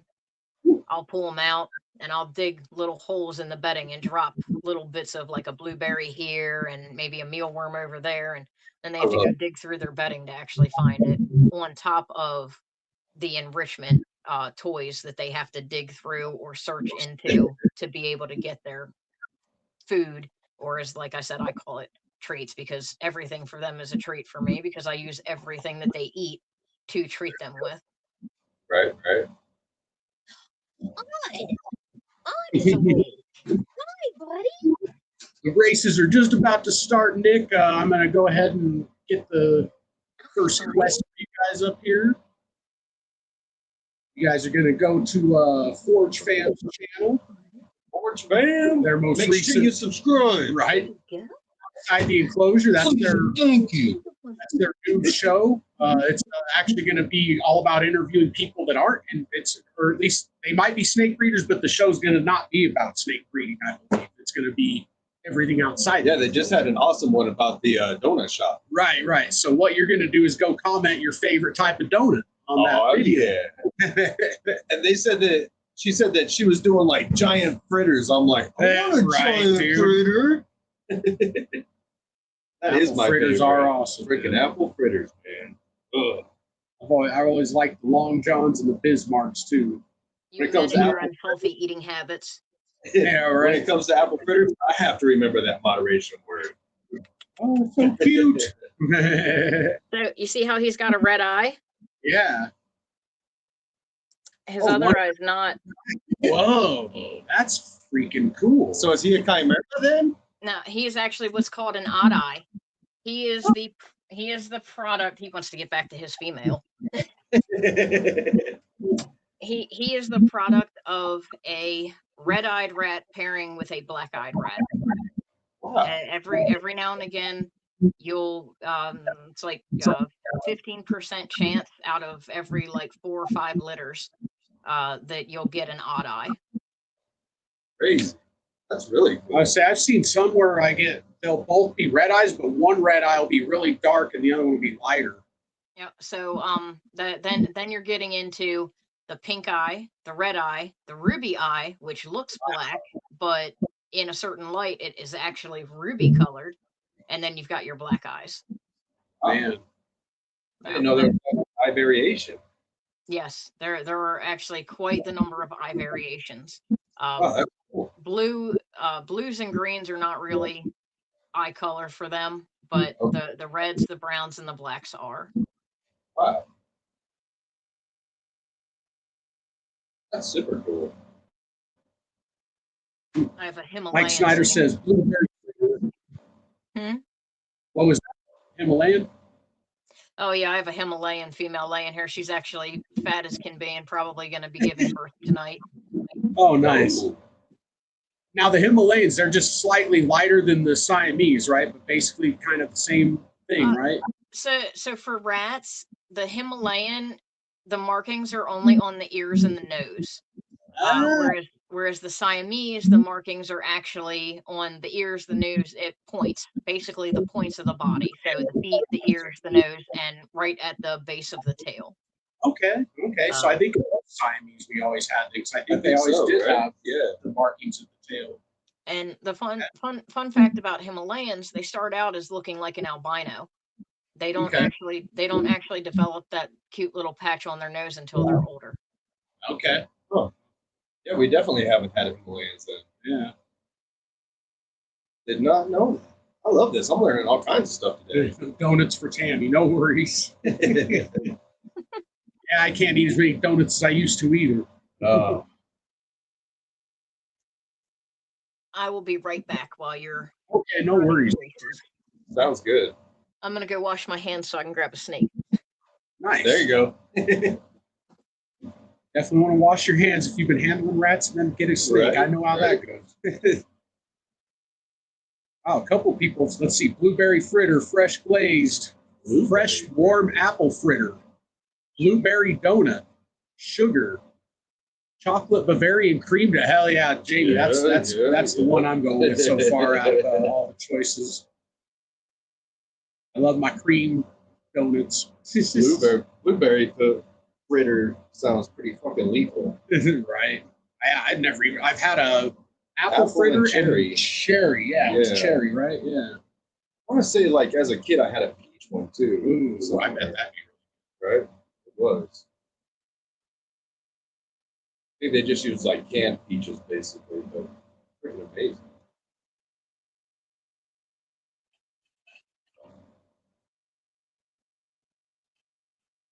So yeah, if you we're doing races right now. The prizes are down there at the bottom on the runner. So we give a lot of prizes out every week. Just make sure you follow the link in the chat to go comment on the video. And you're commenting on your favorite donut in the video comments, and you'll get a racer entered in there. Also, if you're in the Pufftrion, you'll get extra racers. And when we send you to these different places, please, please, please like and subscribe while you're there. And also, prize sponsors. And also, yeah, the prize sponsors get members, or race get extra racers. And also, if you're a member to the Patreon, you get extra racers too. Plus, the Patreon is just a savings account. All of everything that goes in there goes to the purchase of a future snake or merch or whatever.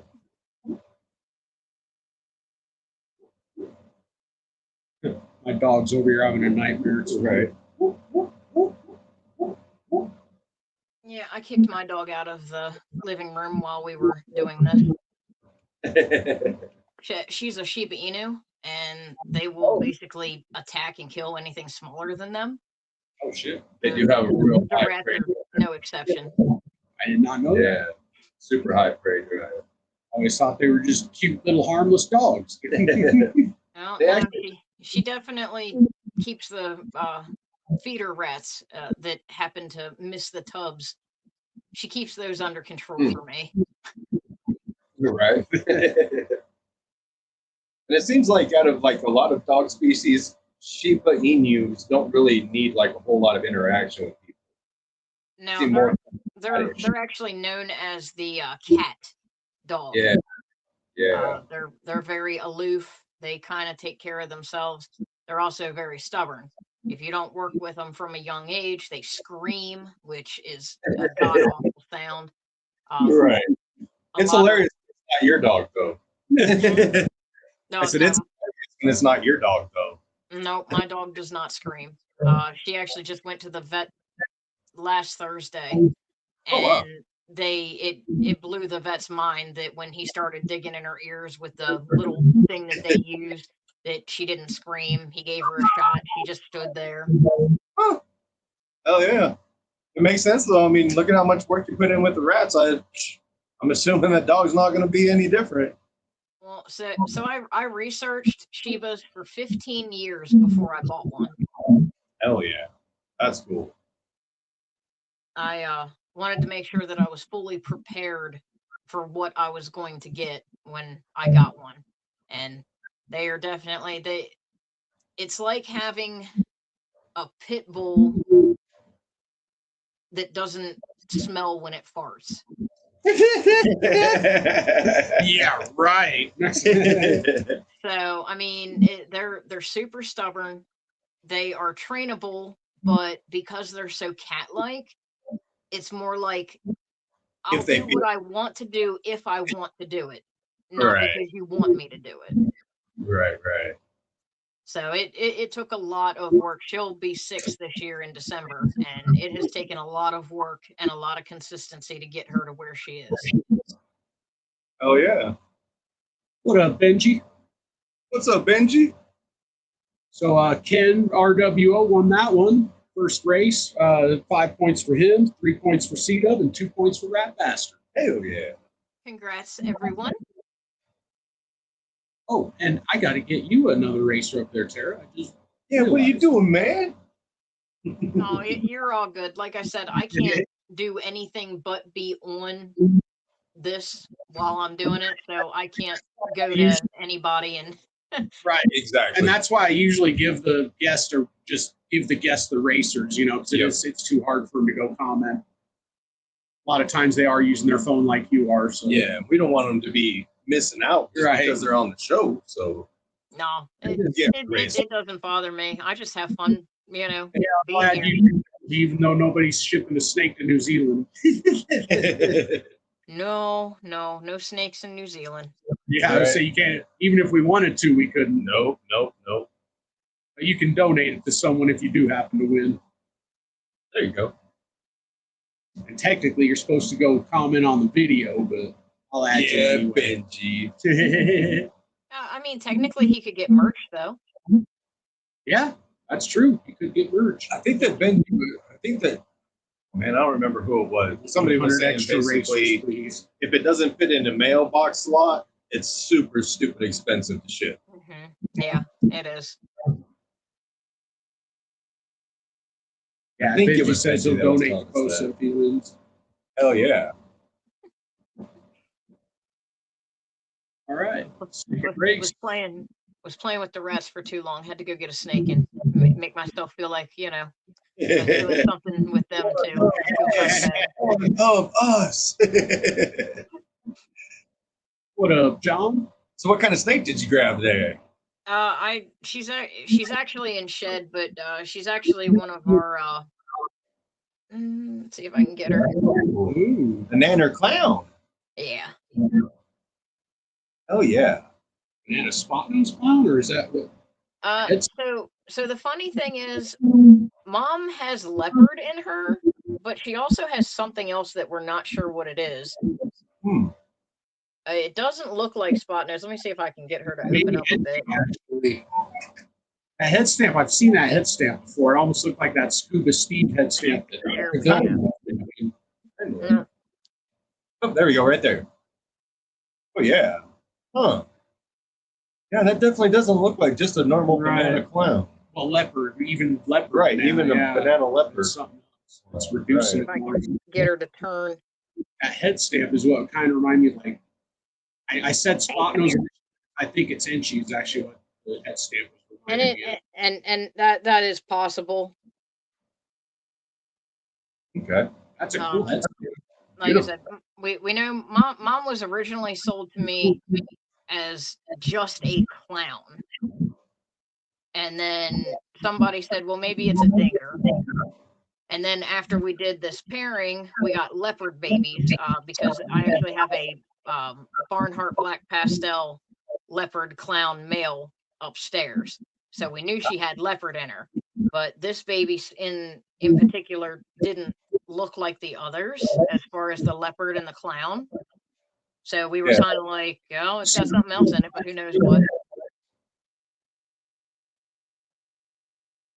Yeah, we recently found out one of our clowns was a hiding leopard, and we didn't realize it. And we went and looked at her again. It's like, yeah, you can see it when you look at her, but it didn't look like the typical leopard clown you usually have. Yeah, the person who called me out was even like, yeah, that mom's hiding that leopard very, very, very well. Yeah, we work a lot of Barnhart here. So I love Tom, man. Shout out to Tom. Tom was my original mentor, man. We live 30 minutes from Tom. So no, really? Yeah, she said he's been a stupid cool mentor for us to have.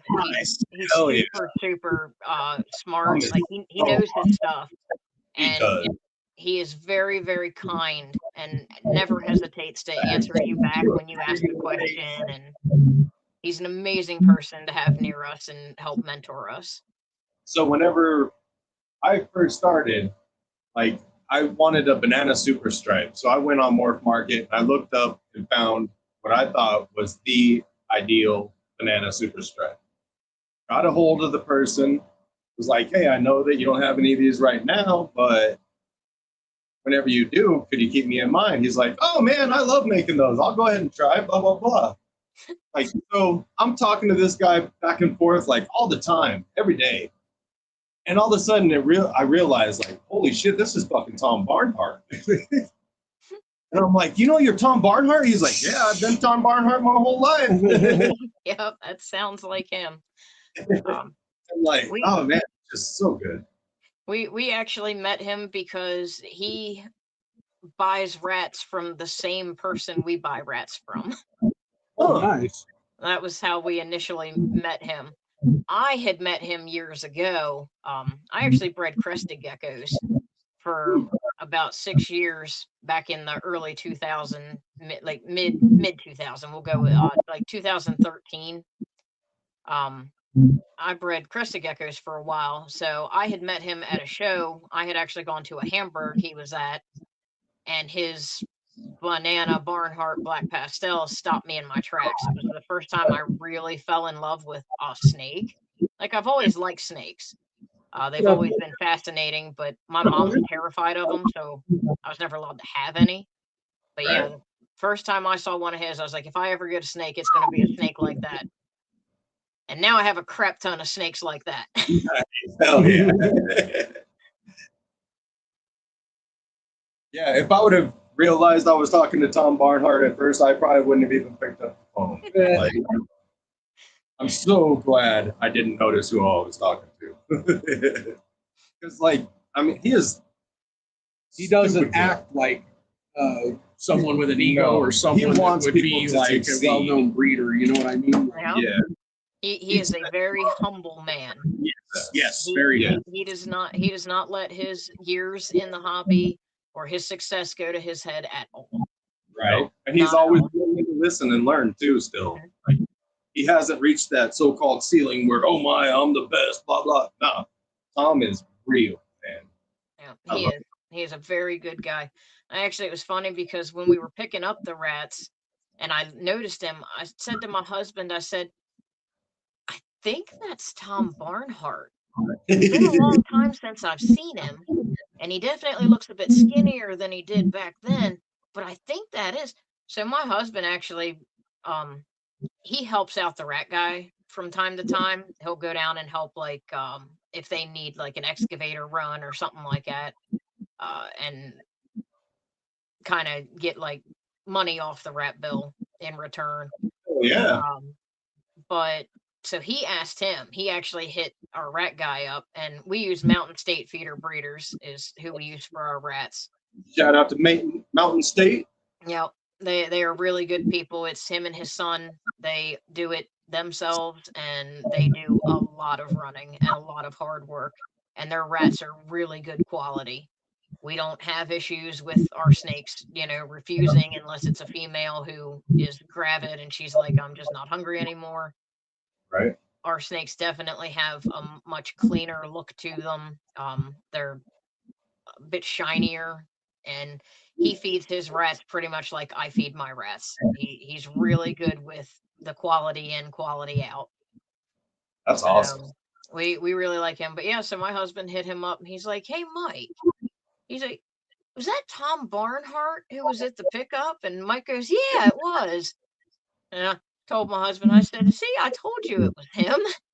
That's cool. Oh, yeah. So at the next pickup, we started talking to him. I asked a couple of questions about like vermiculite and things like that. And we hit it off and we started buying snakes off of him. And then he started answering all kinds of our questions. So Tom is super awesome, yeah. Man. We need to get him on the show again here soon. Yeah. We've had him on before, but I think it's about time we do it again. Right. Well, I'm waiting to hear back from him. I just hit him up on Messenger to talk to him about international shipping and like what all is required of a breeder so that might be a good topic just to bring him on and talk about too. Yeah. Yeah, I kind of figured if anybody would know, he would. Yeah, that makes great sense. Yeah. And like I said, I don't even know why I didn't even think about just reaching out to Tom. Oh, let me get that. I already got the link. There it is. All right. Whenever I you can can be tell gatekeeper, that's Tom. shed. Tear another racer in there.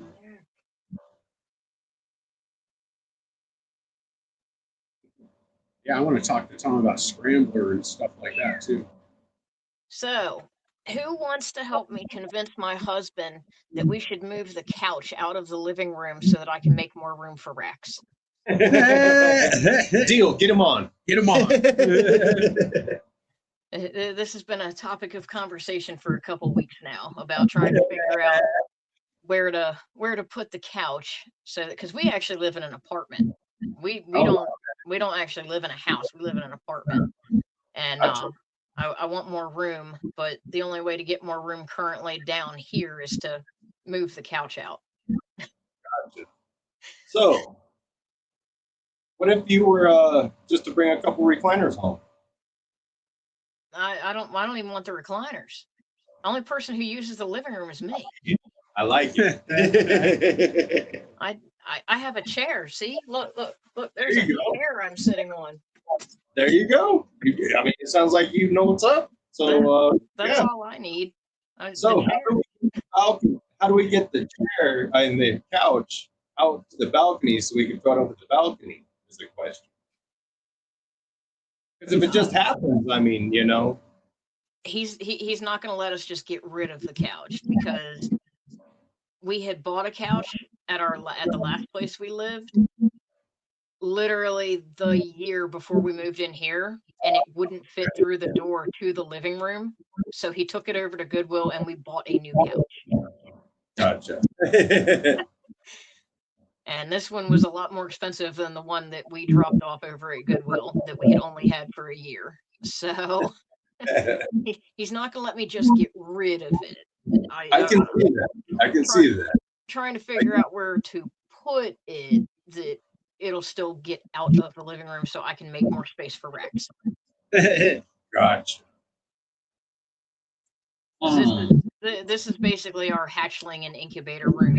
The living room shares space with, technically everything else shares space with the incubator and the hatchlings. Do you have enough room where you can just pull the couch out like a couple of feet and then use in behind the couches room for more area? I wish. No, couch is actually going to have to go to be able to pull this off. What up, Fred? Gotcha. Our living room is probably next to the bathroom, the smallest room in our apartment. That's why we utilize the loft that we have for all the actual snakes in our collection. And then we also have a small sunroom, and that's where I keep all my quarantine snakes and the rats. Gotcha. Take the toilet out. 5-gallon buckets can be moved and take up less space, Nick says. But apartment, I don't think the landlord would like that. Yeah, maybe not that extreme, Nick. I like your thought process, though. Jamie was saying the same thing. He's got too much furniture and needs more rack space. I'm not alone. Right. There is too much furniture and not enough rack space. So you're telling me you need a trundle couch situation? Oh no, I just need no couch at all. There we go, even easier. That's how I feel about it. So it's just the convincing part. Like I said, I'm the only one who uses the living room. We have a California king size bed in the bedroom. That's where and we've got a 55-inch TV or something of his in there. So I mean, he just hangs out in there. He never comes in the living room. I'm the only one who comes in the living room. So do I really need a couch? You could tell him, if we didn't have this huge ass bed, if we could put the couch in here. Oh no, we gotta have the bed. Although I might be able to fit the couch in the bedroom. I just have to figure out if it would fit. Right. Got to make sure it can get through that door. That's going to be a sore point. Yeah, that's the solid point, is the door. I mean, I could get rid of a dresser. Yeah, there you go. I mean, because it's not really a couch. It's actually like a love seat. It's only got like 2 cushion spaces. So if I got rid of a dresser, it might fit in the bedroom. That's a good thought. Right. Thank you, sir. I like it. I like it. See, normally it's the husband having to convince the wife to move out the furniture. Right. He doesn't know how lucky he's got it. He just needs to be into these animals. Oh, he is. He's got plenty of them of his own upstairs. He's not on the page. I would say I'm more the face of our company than he is, because he just works a lot and he's not super social as far as like being he's technologically impaired. He doesn't really do a whole lot of Instagram and Facebook and YouTubing, and he doesn't do all that. I understand that. I'm a Sasquatch, and Sasquatches and technology don't really mix. Well, so I have Husbandry Pro, but it's basically only for me, because I still have to have little clips on the tubs that actually say what eats what week and what they eat. It took me a long time to come around to Husbandry Pro. I like it now, though. Yeah, I use it, but I also have everything set up so that it's easy for him in case something happens, I'm not home, or heaven forbid I end up in the hospital or something, he has a clear, of what needs to be done. Good. So just kind of a backup plan, and then I use the husbandry pro, and when we use the other, part for him. It's also kind of nice to be able to just walk upstairs if I'm curious about something, and it's right there. I don't have to open up my computer, get on, But we still do like the clips and stuff too. But yeah, we definitely do. It's all on Husbandry Pro as well. And whenever we sell an animal, it's nice to have that printout of like, okay, yeah, these things are obviously well taken care of. Ow. J&S has got a good lead. Got 12 points now. All City, you're up to 6 in second place, I believe. And Bone Daddy on the board too. Hell Congrats yeah! to the winners again. Hell yeah! I'll smoke to that. Honestly, it was kind of funny because I forget which one it was. It was the episode where you guys you were like, man, I wish we could run these so that we could get that credit. And the whole time I was actually sitting there thinking in my head, if I win this, I'm just giving them the credit because I don't need any of that. That's too cool. Like I enjoy being a part of the community. I mean, the races and all, they're fun and everything's great and it's cool to, win something here and there. But I just enjoy the fact that, we're so community oriented and everything's about helping out and keeping everybody tight knit and, lifting each other up. Exactly. Like I said, the rat community is kind of a bit two-sided. If you're in, you're good and they'll treat you right, but if you misstep just one thing, it's like you're the pariah of the entire world. So it's nice to be somewhere where everybody makes a mistake and it's okay, as long as as long as you own it and you fix it, and you're not just completely and utterly shunned unless you do something absolutely horrific. Yeah, everybody kind of lives by the know better, do better. Like, if you don't know better, fine. But now you know better, so do better. Yep. And it's just not like that in the pet breeding community for the rats. It's very, very cutthroat. It's very, if you don't know, you don't know. If you're not in, you're not in. Right. So, I've heard like cats are very, very cutthroat. Like, that's the worst one I've heard of, basically. Yeah. Like, cat people all have horror stories. I'm like, screw that, man. Well, yeah, but have you actually seen most cat people? They already have issues. They get a bunch of them together. Right? Like they don't call it the, crazy old cat lady for nothing. Right? That does make sense. Although, or crazy old, cat gentleman, because we actually used to, when my husband and I worked together, we actually worked with a guy who had like 20 some cats in this small house. And going over to visit him, for me, I have asthma, so going over to visit him was like a nightmare. But yeah, so could be a crazy old cat gentleman as well as a crazy old cat lady. Absolutely. But yeah, I also have asthma. Well, I had asthma. I don't know that I really have it anymore. I haven't had any flare-ups or anything. But and I'm really allergic to cats. And what's awesome is my mom is a total cat person and can't do without cats. Well, there's a reason your asthma doesn't act up anymore. Right? It almost killed me several times, though. I mean, you strengthen those lungs pretty often for asthma to be an issue. All praise Mary. I'm just saying. Right? It does help strengthen those lungs. I'm exercising them all the time, Yep, it does. It does help strengthen your lungs.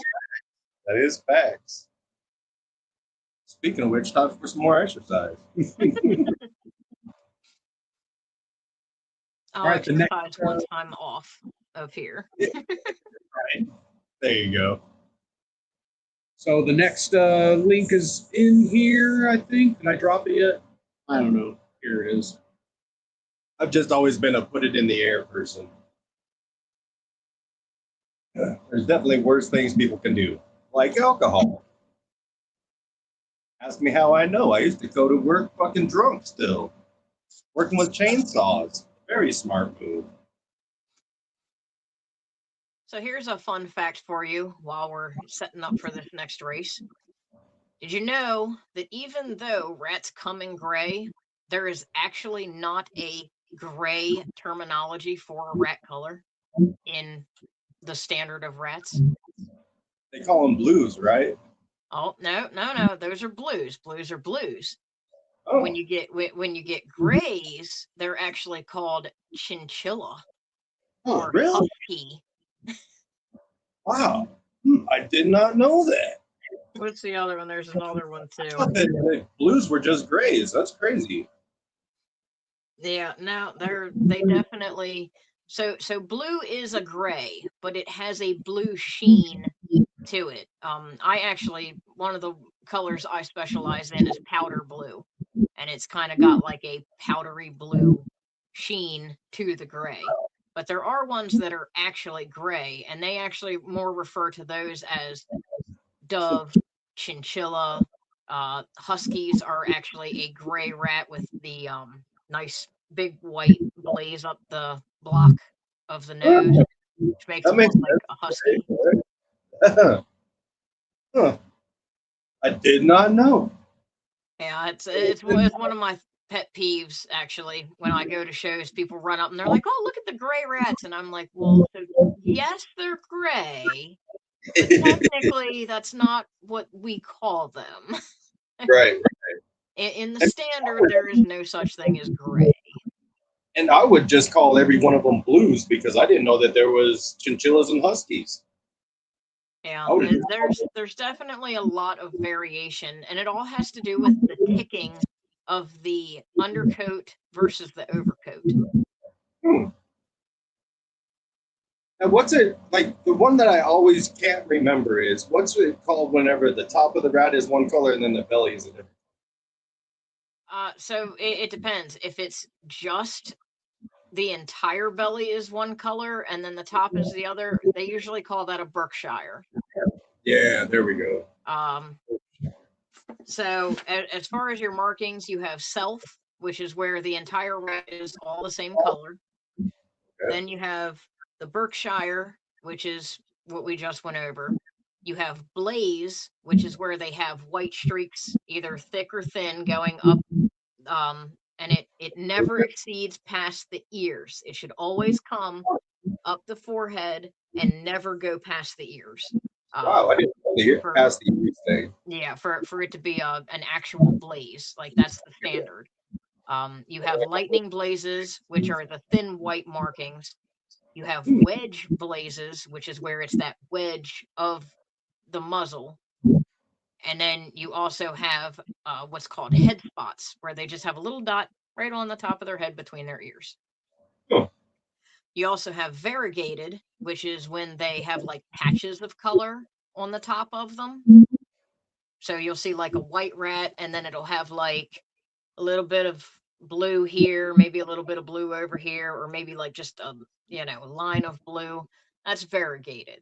You also have your marked whites, which is where it's a white rat, and then it's got like a black marking or a blue marking, depending upon whether it's the black or the blue. You have down unders, which is where the belly is all the same color as basically a self would be, which is all the same color as the rest of the rat, and then it's got a cute little like white spot on its belly.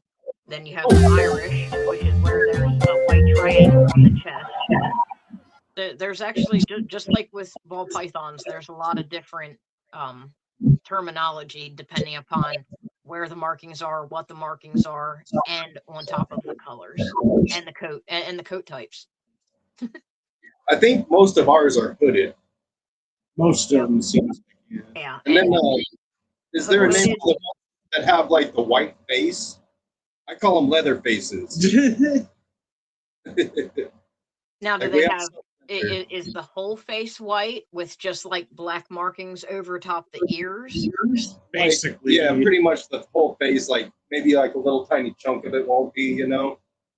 So you also have capped, and the capped are where the entire rat is white except for right over the ears. So basically like a hat.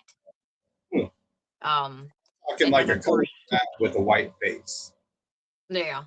So it's basically like just, you know, just color right in here. Then the face is not covered, and then the rest of the body is not covered. The hooded should not extend past the shoulders. If it Really? extends past the shoulders, it's not technically a hooded.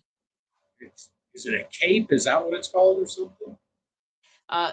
They call it capped, which is when they just have the headpiece on their ears and their head, and that's where that is the only spot the color is in. If you Okay. get color on the head and the back, then you're talking variegated. Okay, variegated. Okay, gotcha. And I always heard the term variegated in terms with plants. I'd never heard it with animals before. Yep. So with rats, there is definitely the variegated. I don't know if there is a variegated with dogs or not. Is that basically just piebald? That's what I was just wondering. Is it kind of the same thing as pied, or is it different?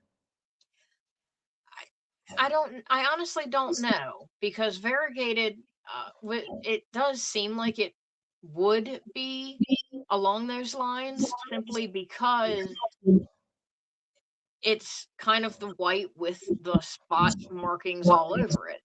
And it's Right. definitely random too, right? Yes, and it is normally random. You do get some that are similar, because obviously there's only so much space markings can take up. Yeah. But for the most part, yeah, they're similar. You also have Dalmatians. There are also Dalmatians in rats. Wow.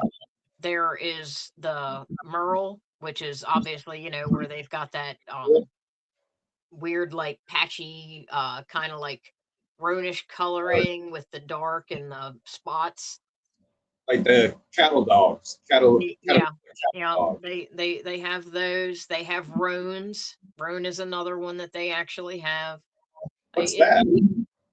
Kind of like how you would say like a blue roan pit bull, where they got like that blue, but it's more like a frosted look. Oh, okay. Okay. So roan, that's it. You got blue roan, red roan. Lilacs. Yeah. So it's just like the ball python. Genetics for them is just kind of like ball python genetics, only you can't stack as many. Right. So you can't exactly have like a, you know, capped, variegated, hooded Berkshire. Right. But you could have a Dalmatian roan chinchilla. So it just, you know, you can't have it all stacked, but it works the same with, you know, certain colors. You know, a gouty being big A, you know, black being little a, and then it goes from there. And the agouti is basically what we would call the wild type, right? Yes, a gouty is your wild type. Now, there are different forms of agouti. You do have blue agouti. You do have, you know, your normal agouti. There's also Russian agouti, just like how there's Russian blue. There are a lot of color. There's a lot of colors for rats, just like there are for ball pythons. So the agouti is more like the pattern then, basically, because you get like a black piece of fur next to a white piece of fur, and they're just like one little hair will be white, one little hair will be black. Yeah. One little hair will be A black. gouty just is they call that ticking, and Ticking.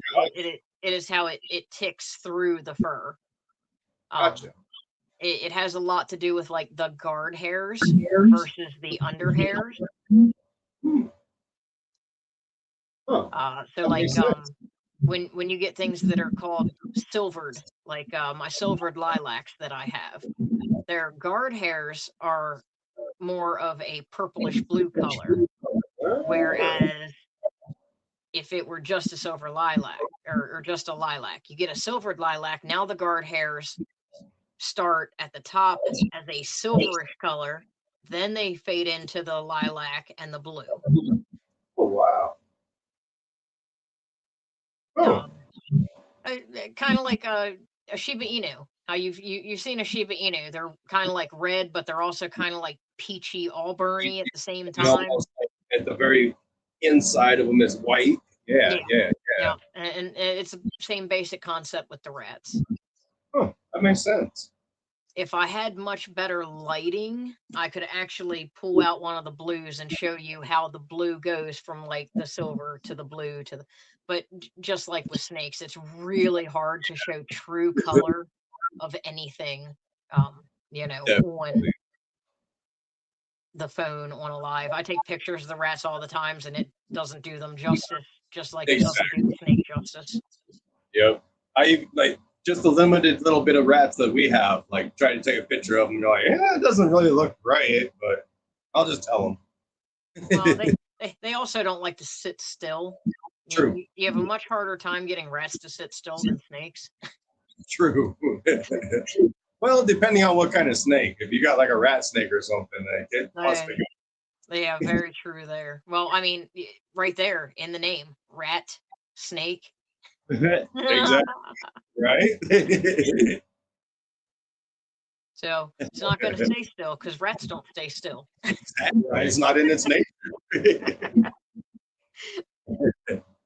I like it. What are you doing, boy? All right, so doing our last set of races, we got JNS in the lead with 15. Ooh. We got Jamie Lasaw right behind me. Hey, that's that old school shit. JNS and Jamie Lasaw at the top. Old. JNS 15, Jamie Lasaw 13. Then we got Socios with 12. Then we got All City with 11. Then we got Proxima with 10. So it's a close race here. Yeah, we got like everyone within a point of each other. And then after Proxima, it kind of drops off, it looks like. I think it might be a 5-point club after Proxima. That's crazy because, like, usually we got somebody that's in the 20s. Everything's right? still Nobody. It looked like JNS was going to start walking away earlier when he had the 12, but then other people started catching up. So yeah. No, now you're going to have like a big tiebreaker.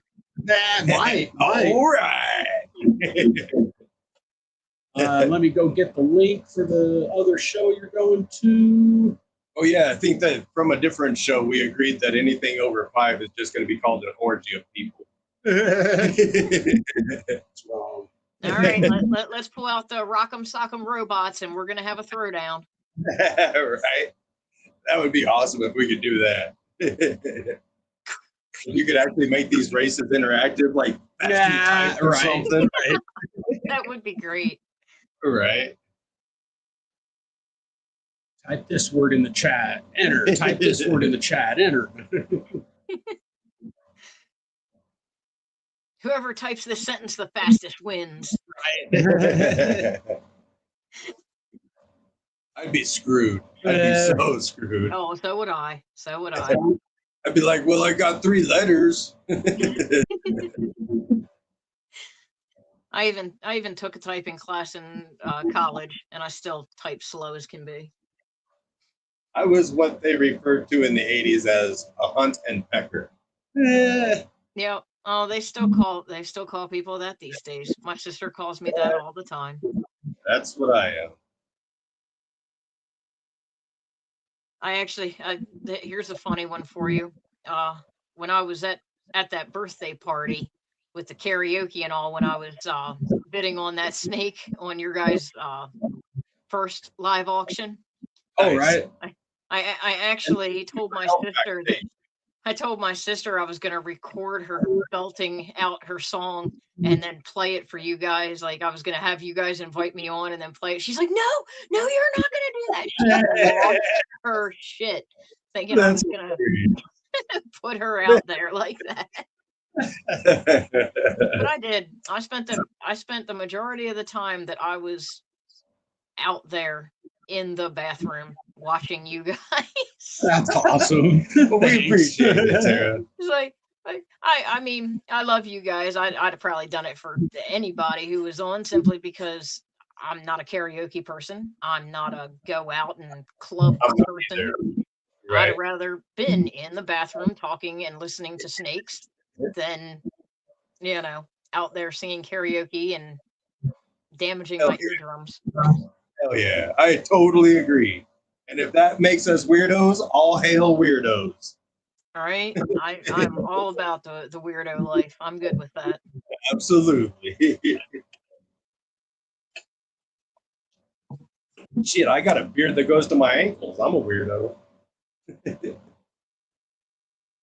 We drink out of really tall glasses. Show off your real tall glass, Fred. Shout out to Nick. Right? I'll be getting one of those real tall There you glasses.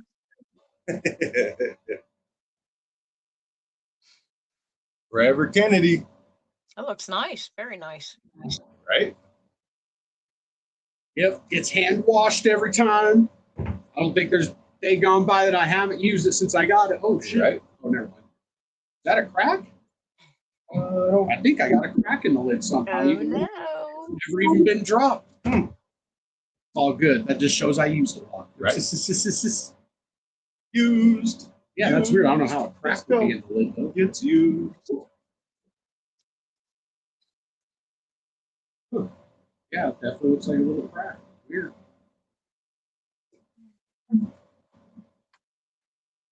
Oh, you are hiding, aren't you? All right. Did I get the link in there for you guys? If not, I'll go get it again. 3 of you in there? Oh yeah, obviously I did. There's a lot of comments already about it. There it is again. Oh, there you are. Yeah, for a while there, we were getting some really cool rats I was calling polar bears.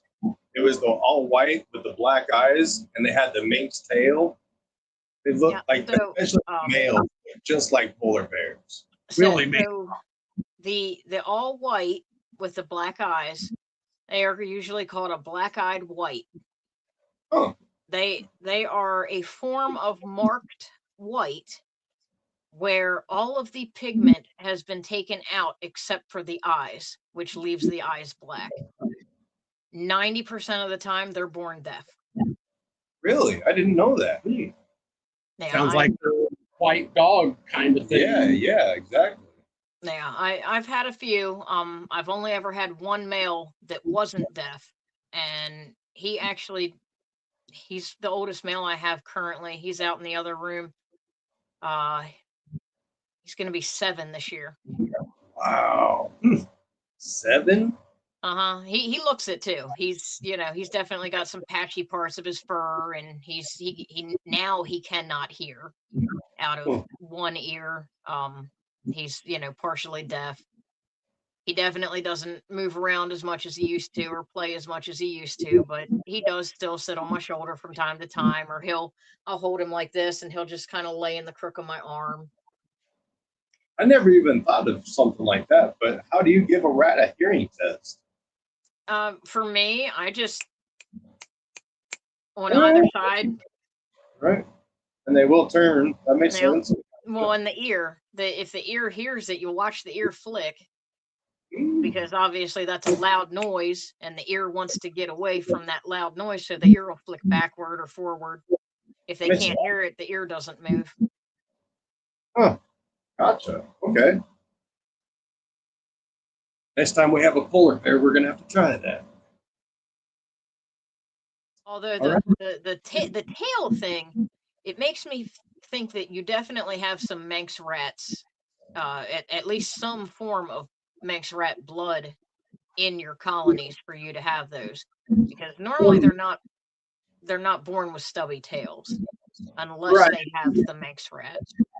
Well, and we've produced probably thousands, tens of thousands of rats, and I've only seen 3 out of all those that were like that, and 2 of them still had nubs, and the one that I have right now that's alive right now has absolutely no sign of a tail, like no nub, no nothing, absolutely just. So does it have like a butt then? Yeah, it's got a butt, just no tail.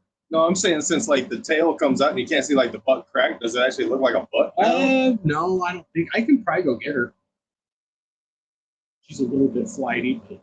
So it is a recessive trait. So obviously you're not going to hit it every time, depending upon which females he's going to. If it's a female that's carrying it, it could potentially only be when you're pairing a specific male to a specific female that it's happening. Gotcha. And if you're hitting males like you right, do, and if I'm not holding the right stuff back, yeah. Yeah. So it is possible. I was gonna say, our rat guy, he's got some really neat stuff. He actually had dwarf rats at one point, before we knew him, but because dwarf rats have smaller litters than standard rats, obviously they're smaller. He actually called all of his because he couldn't use them. They weren't producing enough for him to, merit having them. Gotcha. But so we were over this earlier, Dan. If it's an ASF born without a tail, chances are it was the mama clipped the tail when it was really young. Because we had the same thing going on with one of our litters of ASFs where all of them were coming out like that. And I thought it was some kind of new genetic thing. And it was like, nope, I think they were eating the tails. No, normally when you have ASFs that don't have tails, it is definitely that mom has bit their tails off. Sometimes you also get their slightly older siblings will get in the nest and they'll bite their tails off. Gotcha. Makes sense too. It actually has to do with a hierarchy. Mom doing it's more of a nutrition thing. It means that mom's not getting as much protein and nutrition as she should be, whether that be, whether that be from a lack of diet or it be because maybe she's not the head matriarch of your colony and she's getting kind of pushed aside. That could be a thing too. But normally that's why the moms bite the tails off. A lot of times it's the older siblings that do it. Gotcha. Yeah, it was like you said, it hasn't happened for quite a while, so that makes sense. Like we know better, we're doing better, diet's getting better, eating less tails. Yeah, it's like same as what we were talking about with the whole water thing. If a colony of soffers goes without water for an hour, they will start tearing into each other. And what they do is they actually tear into each other and then drink their blood. So they don't necessarily cannibalize, they actually vampire. They basically become vampires because all they're doing is tearing apart the animal or their colony mate to get the blood out. They basically just tear it open and drink the blood. Crazy little bastards. They are. Yeah. Damn, Proxima, I think right there close to the lead. Bigfoot, you're up there now. Oh, there you go, VooDoo. You're on the board finally. Hell yeah, it's about time. We still get rigging stuff. Sorry. Got two more races. We got Jamie and JNS tied for the lead at 15. Ooh. Heck yeah, go guys.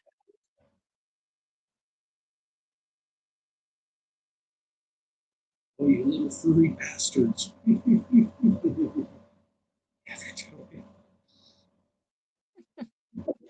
Yeah, they are savages, Benji. They definitely can be, man. A lot of times whenever they look at you like, it looks like, don't notice that I just ate my buddy's face off. It's because they just ate their buddy's face off. Normally. That's normally how it happens. That's like, there was a meme I saw and it was really funny because it was like, roaches are afraid of rats, rats are afraid of cats, cats are afraid of dogs. And then like something to do with like the wife being afraid of roaches and me being afraid of my wife. Funny how the circle works. And I was like, wow, that's pretty insanely good. Right. I could see all that working. But it is true. So we don't have a whole lot of bugs in our house, and I think that has a lot to do with the rats. Like the people who live downstairs from us, they get mice all the time. They've always got like water bugs and stuff. Wow. we never see. I don't say never because this winter, we did have a mouse in, and it kind of freaked me out because then I had to send all the rats out to get tested, which was expensive and it sucked. Oh yeah. Well, with pet rats, you have to actually test for rat bite fever. You have to test for about 8 other diseases that they can potentially have before you can technically sell them as a pet and be on an actual breeder list.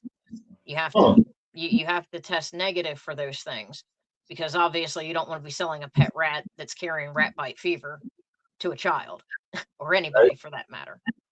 And But you don't want people getting sick with that stuff because it looks bad for everybody's business. yeah, exactly. So we had a mouse get in from downstairs. I don't know how it got up to us, but it did. And it was in the room where I keep the majority of our rats and our suffers. Now, thankfully, with the suffers, I use them as food for my snakes. I don't sell those as pets. I didn't have to worry about them. Right. But I had to pull samples from every rat from every cage and send them in just to make sure that the mouse didn't transfer anything to any of my rats. Damn. It was like $800. Damn. Wow. Yeah. It really, really sucked. And at the same time, I lost 2 of my males and a female. And I assumed that that was from that mouse getting in there and they, must have caught something. So we ended up losing the 2 males, the female, and then I actually had to call 2 females and a male who did test positive. They were on like the lower end of where I keep all my stuff. So it was a bit of a setback, but we will bounce back and things happen. Yep. And now you're smarter for it. Yeah, well, now I have lots of glue boards sitting on the outside around the. Right? Might have to pick up another Shiba Inu. Well, so we've actually been talking about that. I really would like to get another dog. All right, last race, everybody.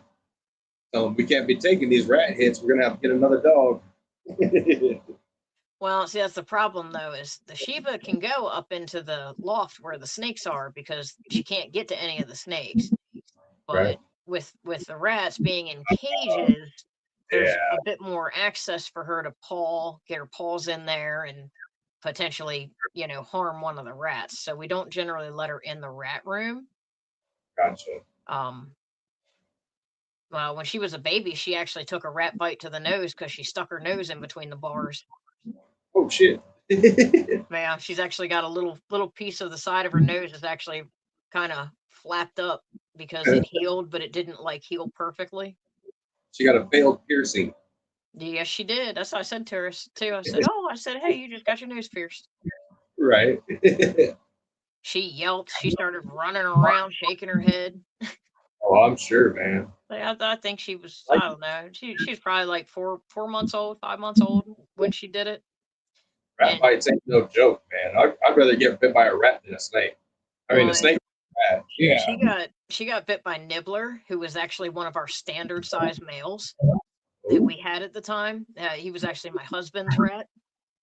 And he was a big boy. You want to talk like a 9-pound rat.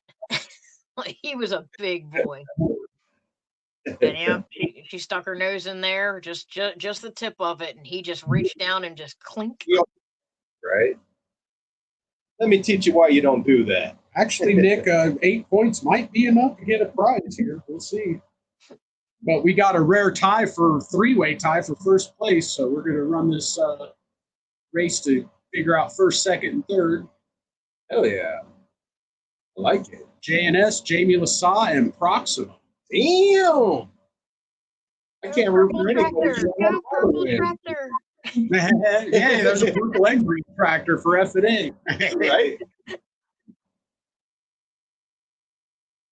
Looks like Jamie. VooDoo Queen. Jamie, then JNS, then Proxima. Right. Hurrah, So Lasaw. Jamie, you get first pick. See, that's what I said. Go purple tractor. Go purple tractor. Right. JNS James, you'll get second pick, and Proxima, you'll get third pick. Let us know, please. I love you guys as well, but your tractors weren't purple. Right. It's crazy how many snake people, it seems, are drawn to the color purple. I myself am definitely in that crowd. Yeah, my favorite color is purple. I prefer lilac and lavender purple, but There still you go. purple. Yeah, mine are purple and green because wheat comes in purple and green. Right. As my husband's favorite color is green, so that's actually where There you go. it's actually where the colors of our logo come from, is because my favorite color is purple, his favorite color is green, and then banana ball pythons are what? Yellow. There you go. And that's our business colors, because we started, bananas were my big thing, so. Man, I love bananas too. Drink. They are definitely a favorite of mine, especially the Barnhart ones, because man, those blues, those purples look more blue than purple. All right, Jamie's taking 50 to Proxima. Sorry, didn't mean to interrupt you, AJ. No, you're good. You're next up. So JNS, what do you want? The $50 to Proxima's taken. I'm guessing you probably want the F&A JNS. Just because I know he owes us, so he probably wants to take some off of that. And then after that, it'll be Proxima. You'll get the next pick. Oh, Jamie thought she got second. No, you got first. You want the 50 F&A?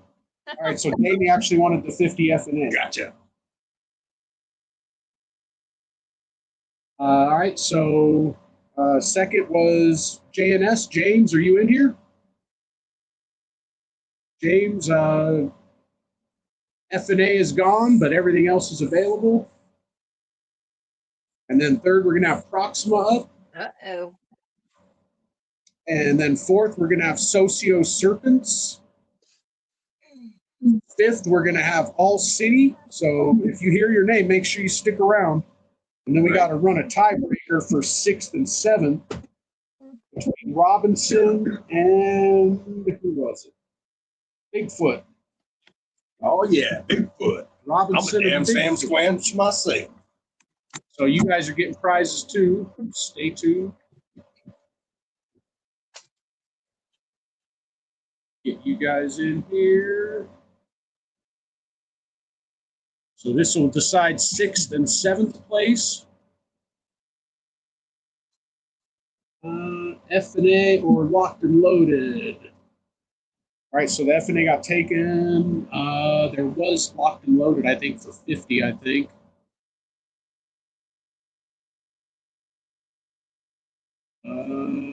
Yep, locked and loaded. All right, we got you for locked and loaded there, JNS. Nice. Third place, Proxima Reptilis, the locked and loaded, and the F&A is taken. What do you guys want? And then after that, we'll have Socios. Okay, I'll give that to you as long as that's not what Proxima wants, Jordan. Fucking Benji. What do you say? Oh, My purple contribution is, and then you put down like Right. 18 eggplants. We all know what that means, Benji. You got a dirty, filthy mind. You're all good. Oh, and see that that's what they wanted, was the Forever Kennedy. So Proxima, you got the 50 Forever Nice. Kennedy. Oh, yeah. Jordan, what would you like? The Forever Kennedy, F&A, and the locked and loaded are all taken. Fucking Nick. Fighting over Nick my fighting credit? over my credit? Hell yeah, people want merch. Socio's going to take Proxima. Hell yeah. Good choice, actually. Proxima's working with a lot of good stuff, and they're working with other species, too. So. Fucking Nick. Makes me feel cute. All City, James, are you in the house still? Say something if you're in the house. You're fifth place. Benji says, you know me well. Oh, and it looks like Bigfoot won 6th place there. Hell yeah, tiebreaker. So we got Bigfoot as 6th place. Where'd you go? 6. And Robinson is 7.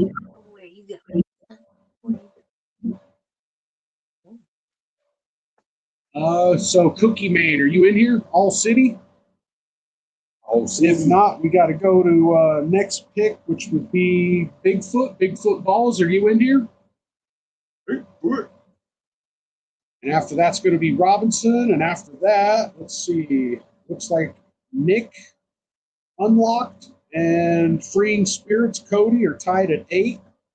Oh shit. So we'll have to run a tiebreaker for them to figure out 8th and 9th. And then there's still a 10th spot. I think 10 and 9 deep. Let's see. Yeah, 10. You're right. All right, Bigfoot's in here. I did not see All City. And I did not. All right, so Bigfoot, what do you want? The F&A is gone.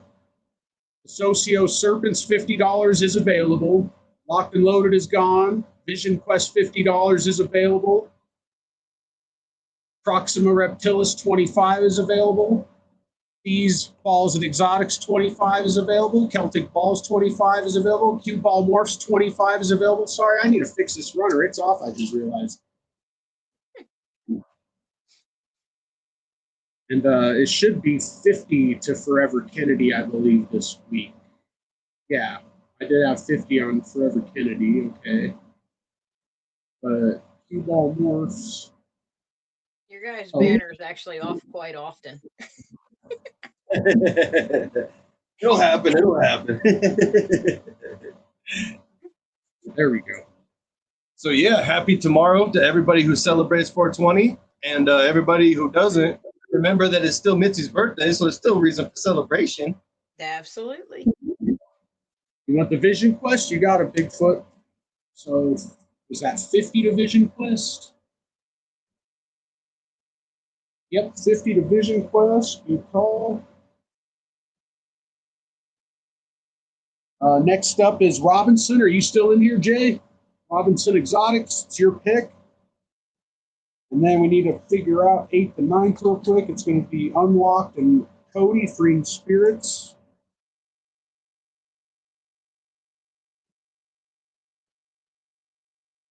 Robinson says, yeah. All right.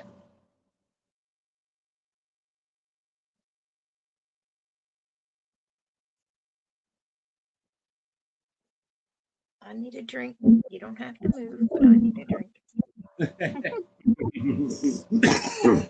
I've got a baby rat sleeping in my arm, in like the crook of my arm. Nice. Robinson, everything is available except the F&A, Forever Kennedy, Locked and Loaded, Proxima, and Vision Quest. So 5 things are taken, 5 things still exist. We still got D's Balls, we still got Celtic, we still got Q Ball. Give me whatever. All right. What's the next highest amount then? Unlocked, you're up. What do you want? Did any of those ring a bell?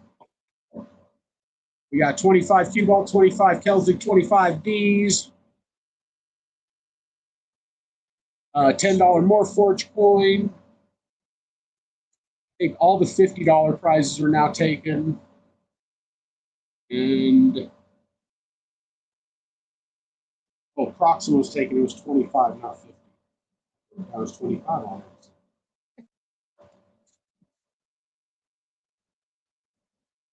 it. Socios, I don't think is gone actually. Socios, you're right. The 50 for Socios is still available actually, unlocked. That is the one I was looking for.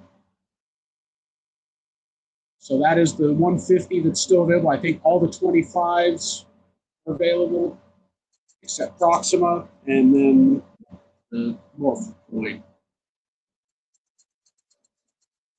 You want the Socios, Nick? Is that what you want?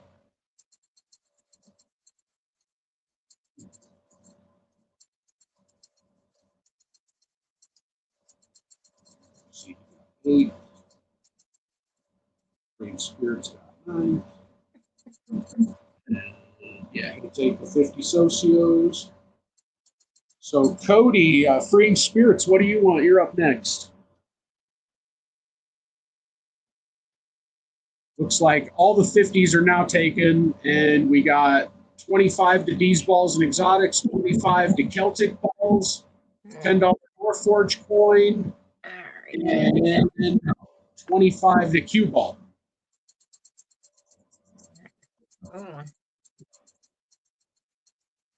And then 10th, looks like having a ball. Josh, you got 10th all to yourself. If you happen to be in here, you will get a prize.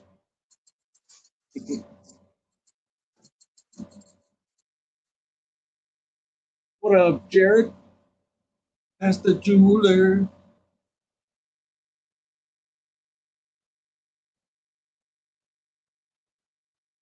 Yeah, all your bitching was for nothing.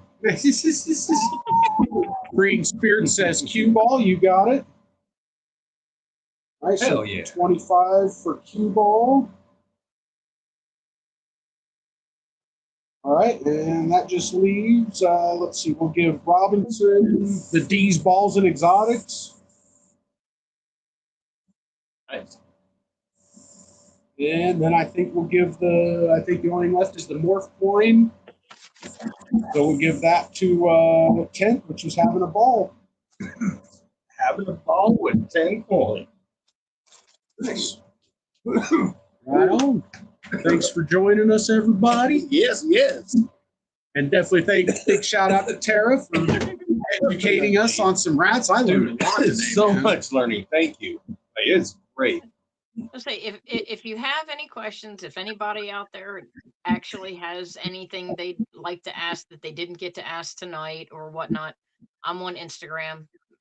Feel free to hit me up, ask whatever questions you need. I am more than happy to help you understand your rats better so that you can have better production and happier rats.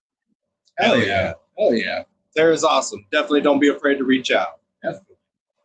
Next week, we got Ben Saldivar on the program, so probably be looking at some Nice. blood pythons. Hell yeah. I'm looking forward to that. But until then, I think we will talk to you later, Tara, and we'll see everyone in the chat next week. Hell yeah. Yes, sir. Peace. Have a good evening.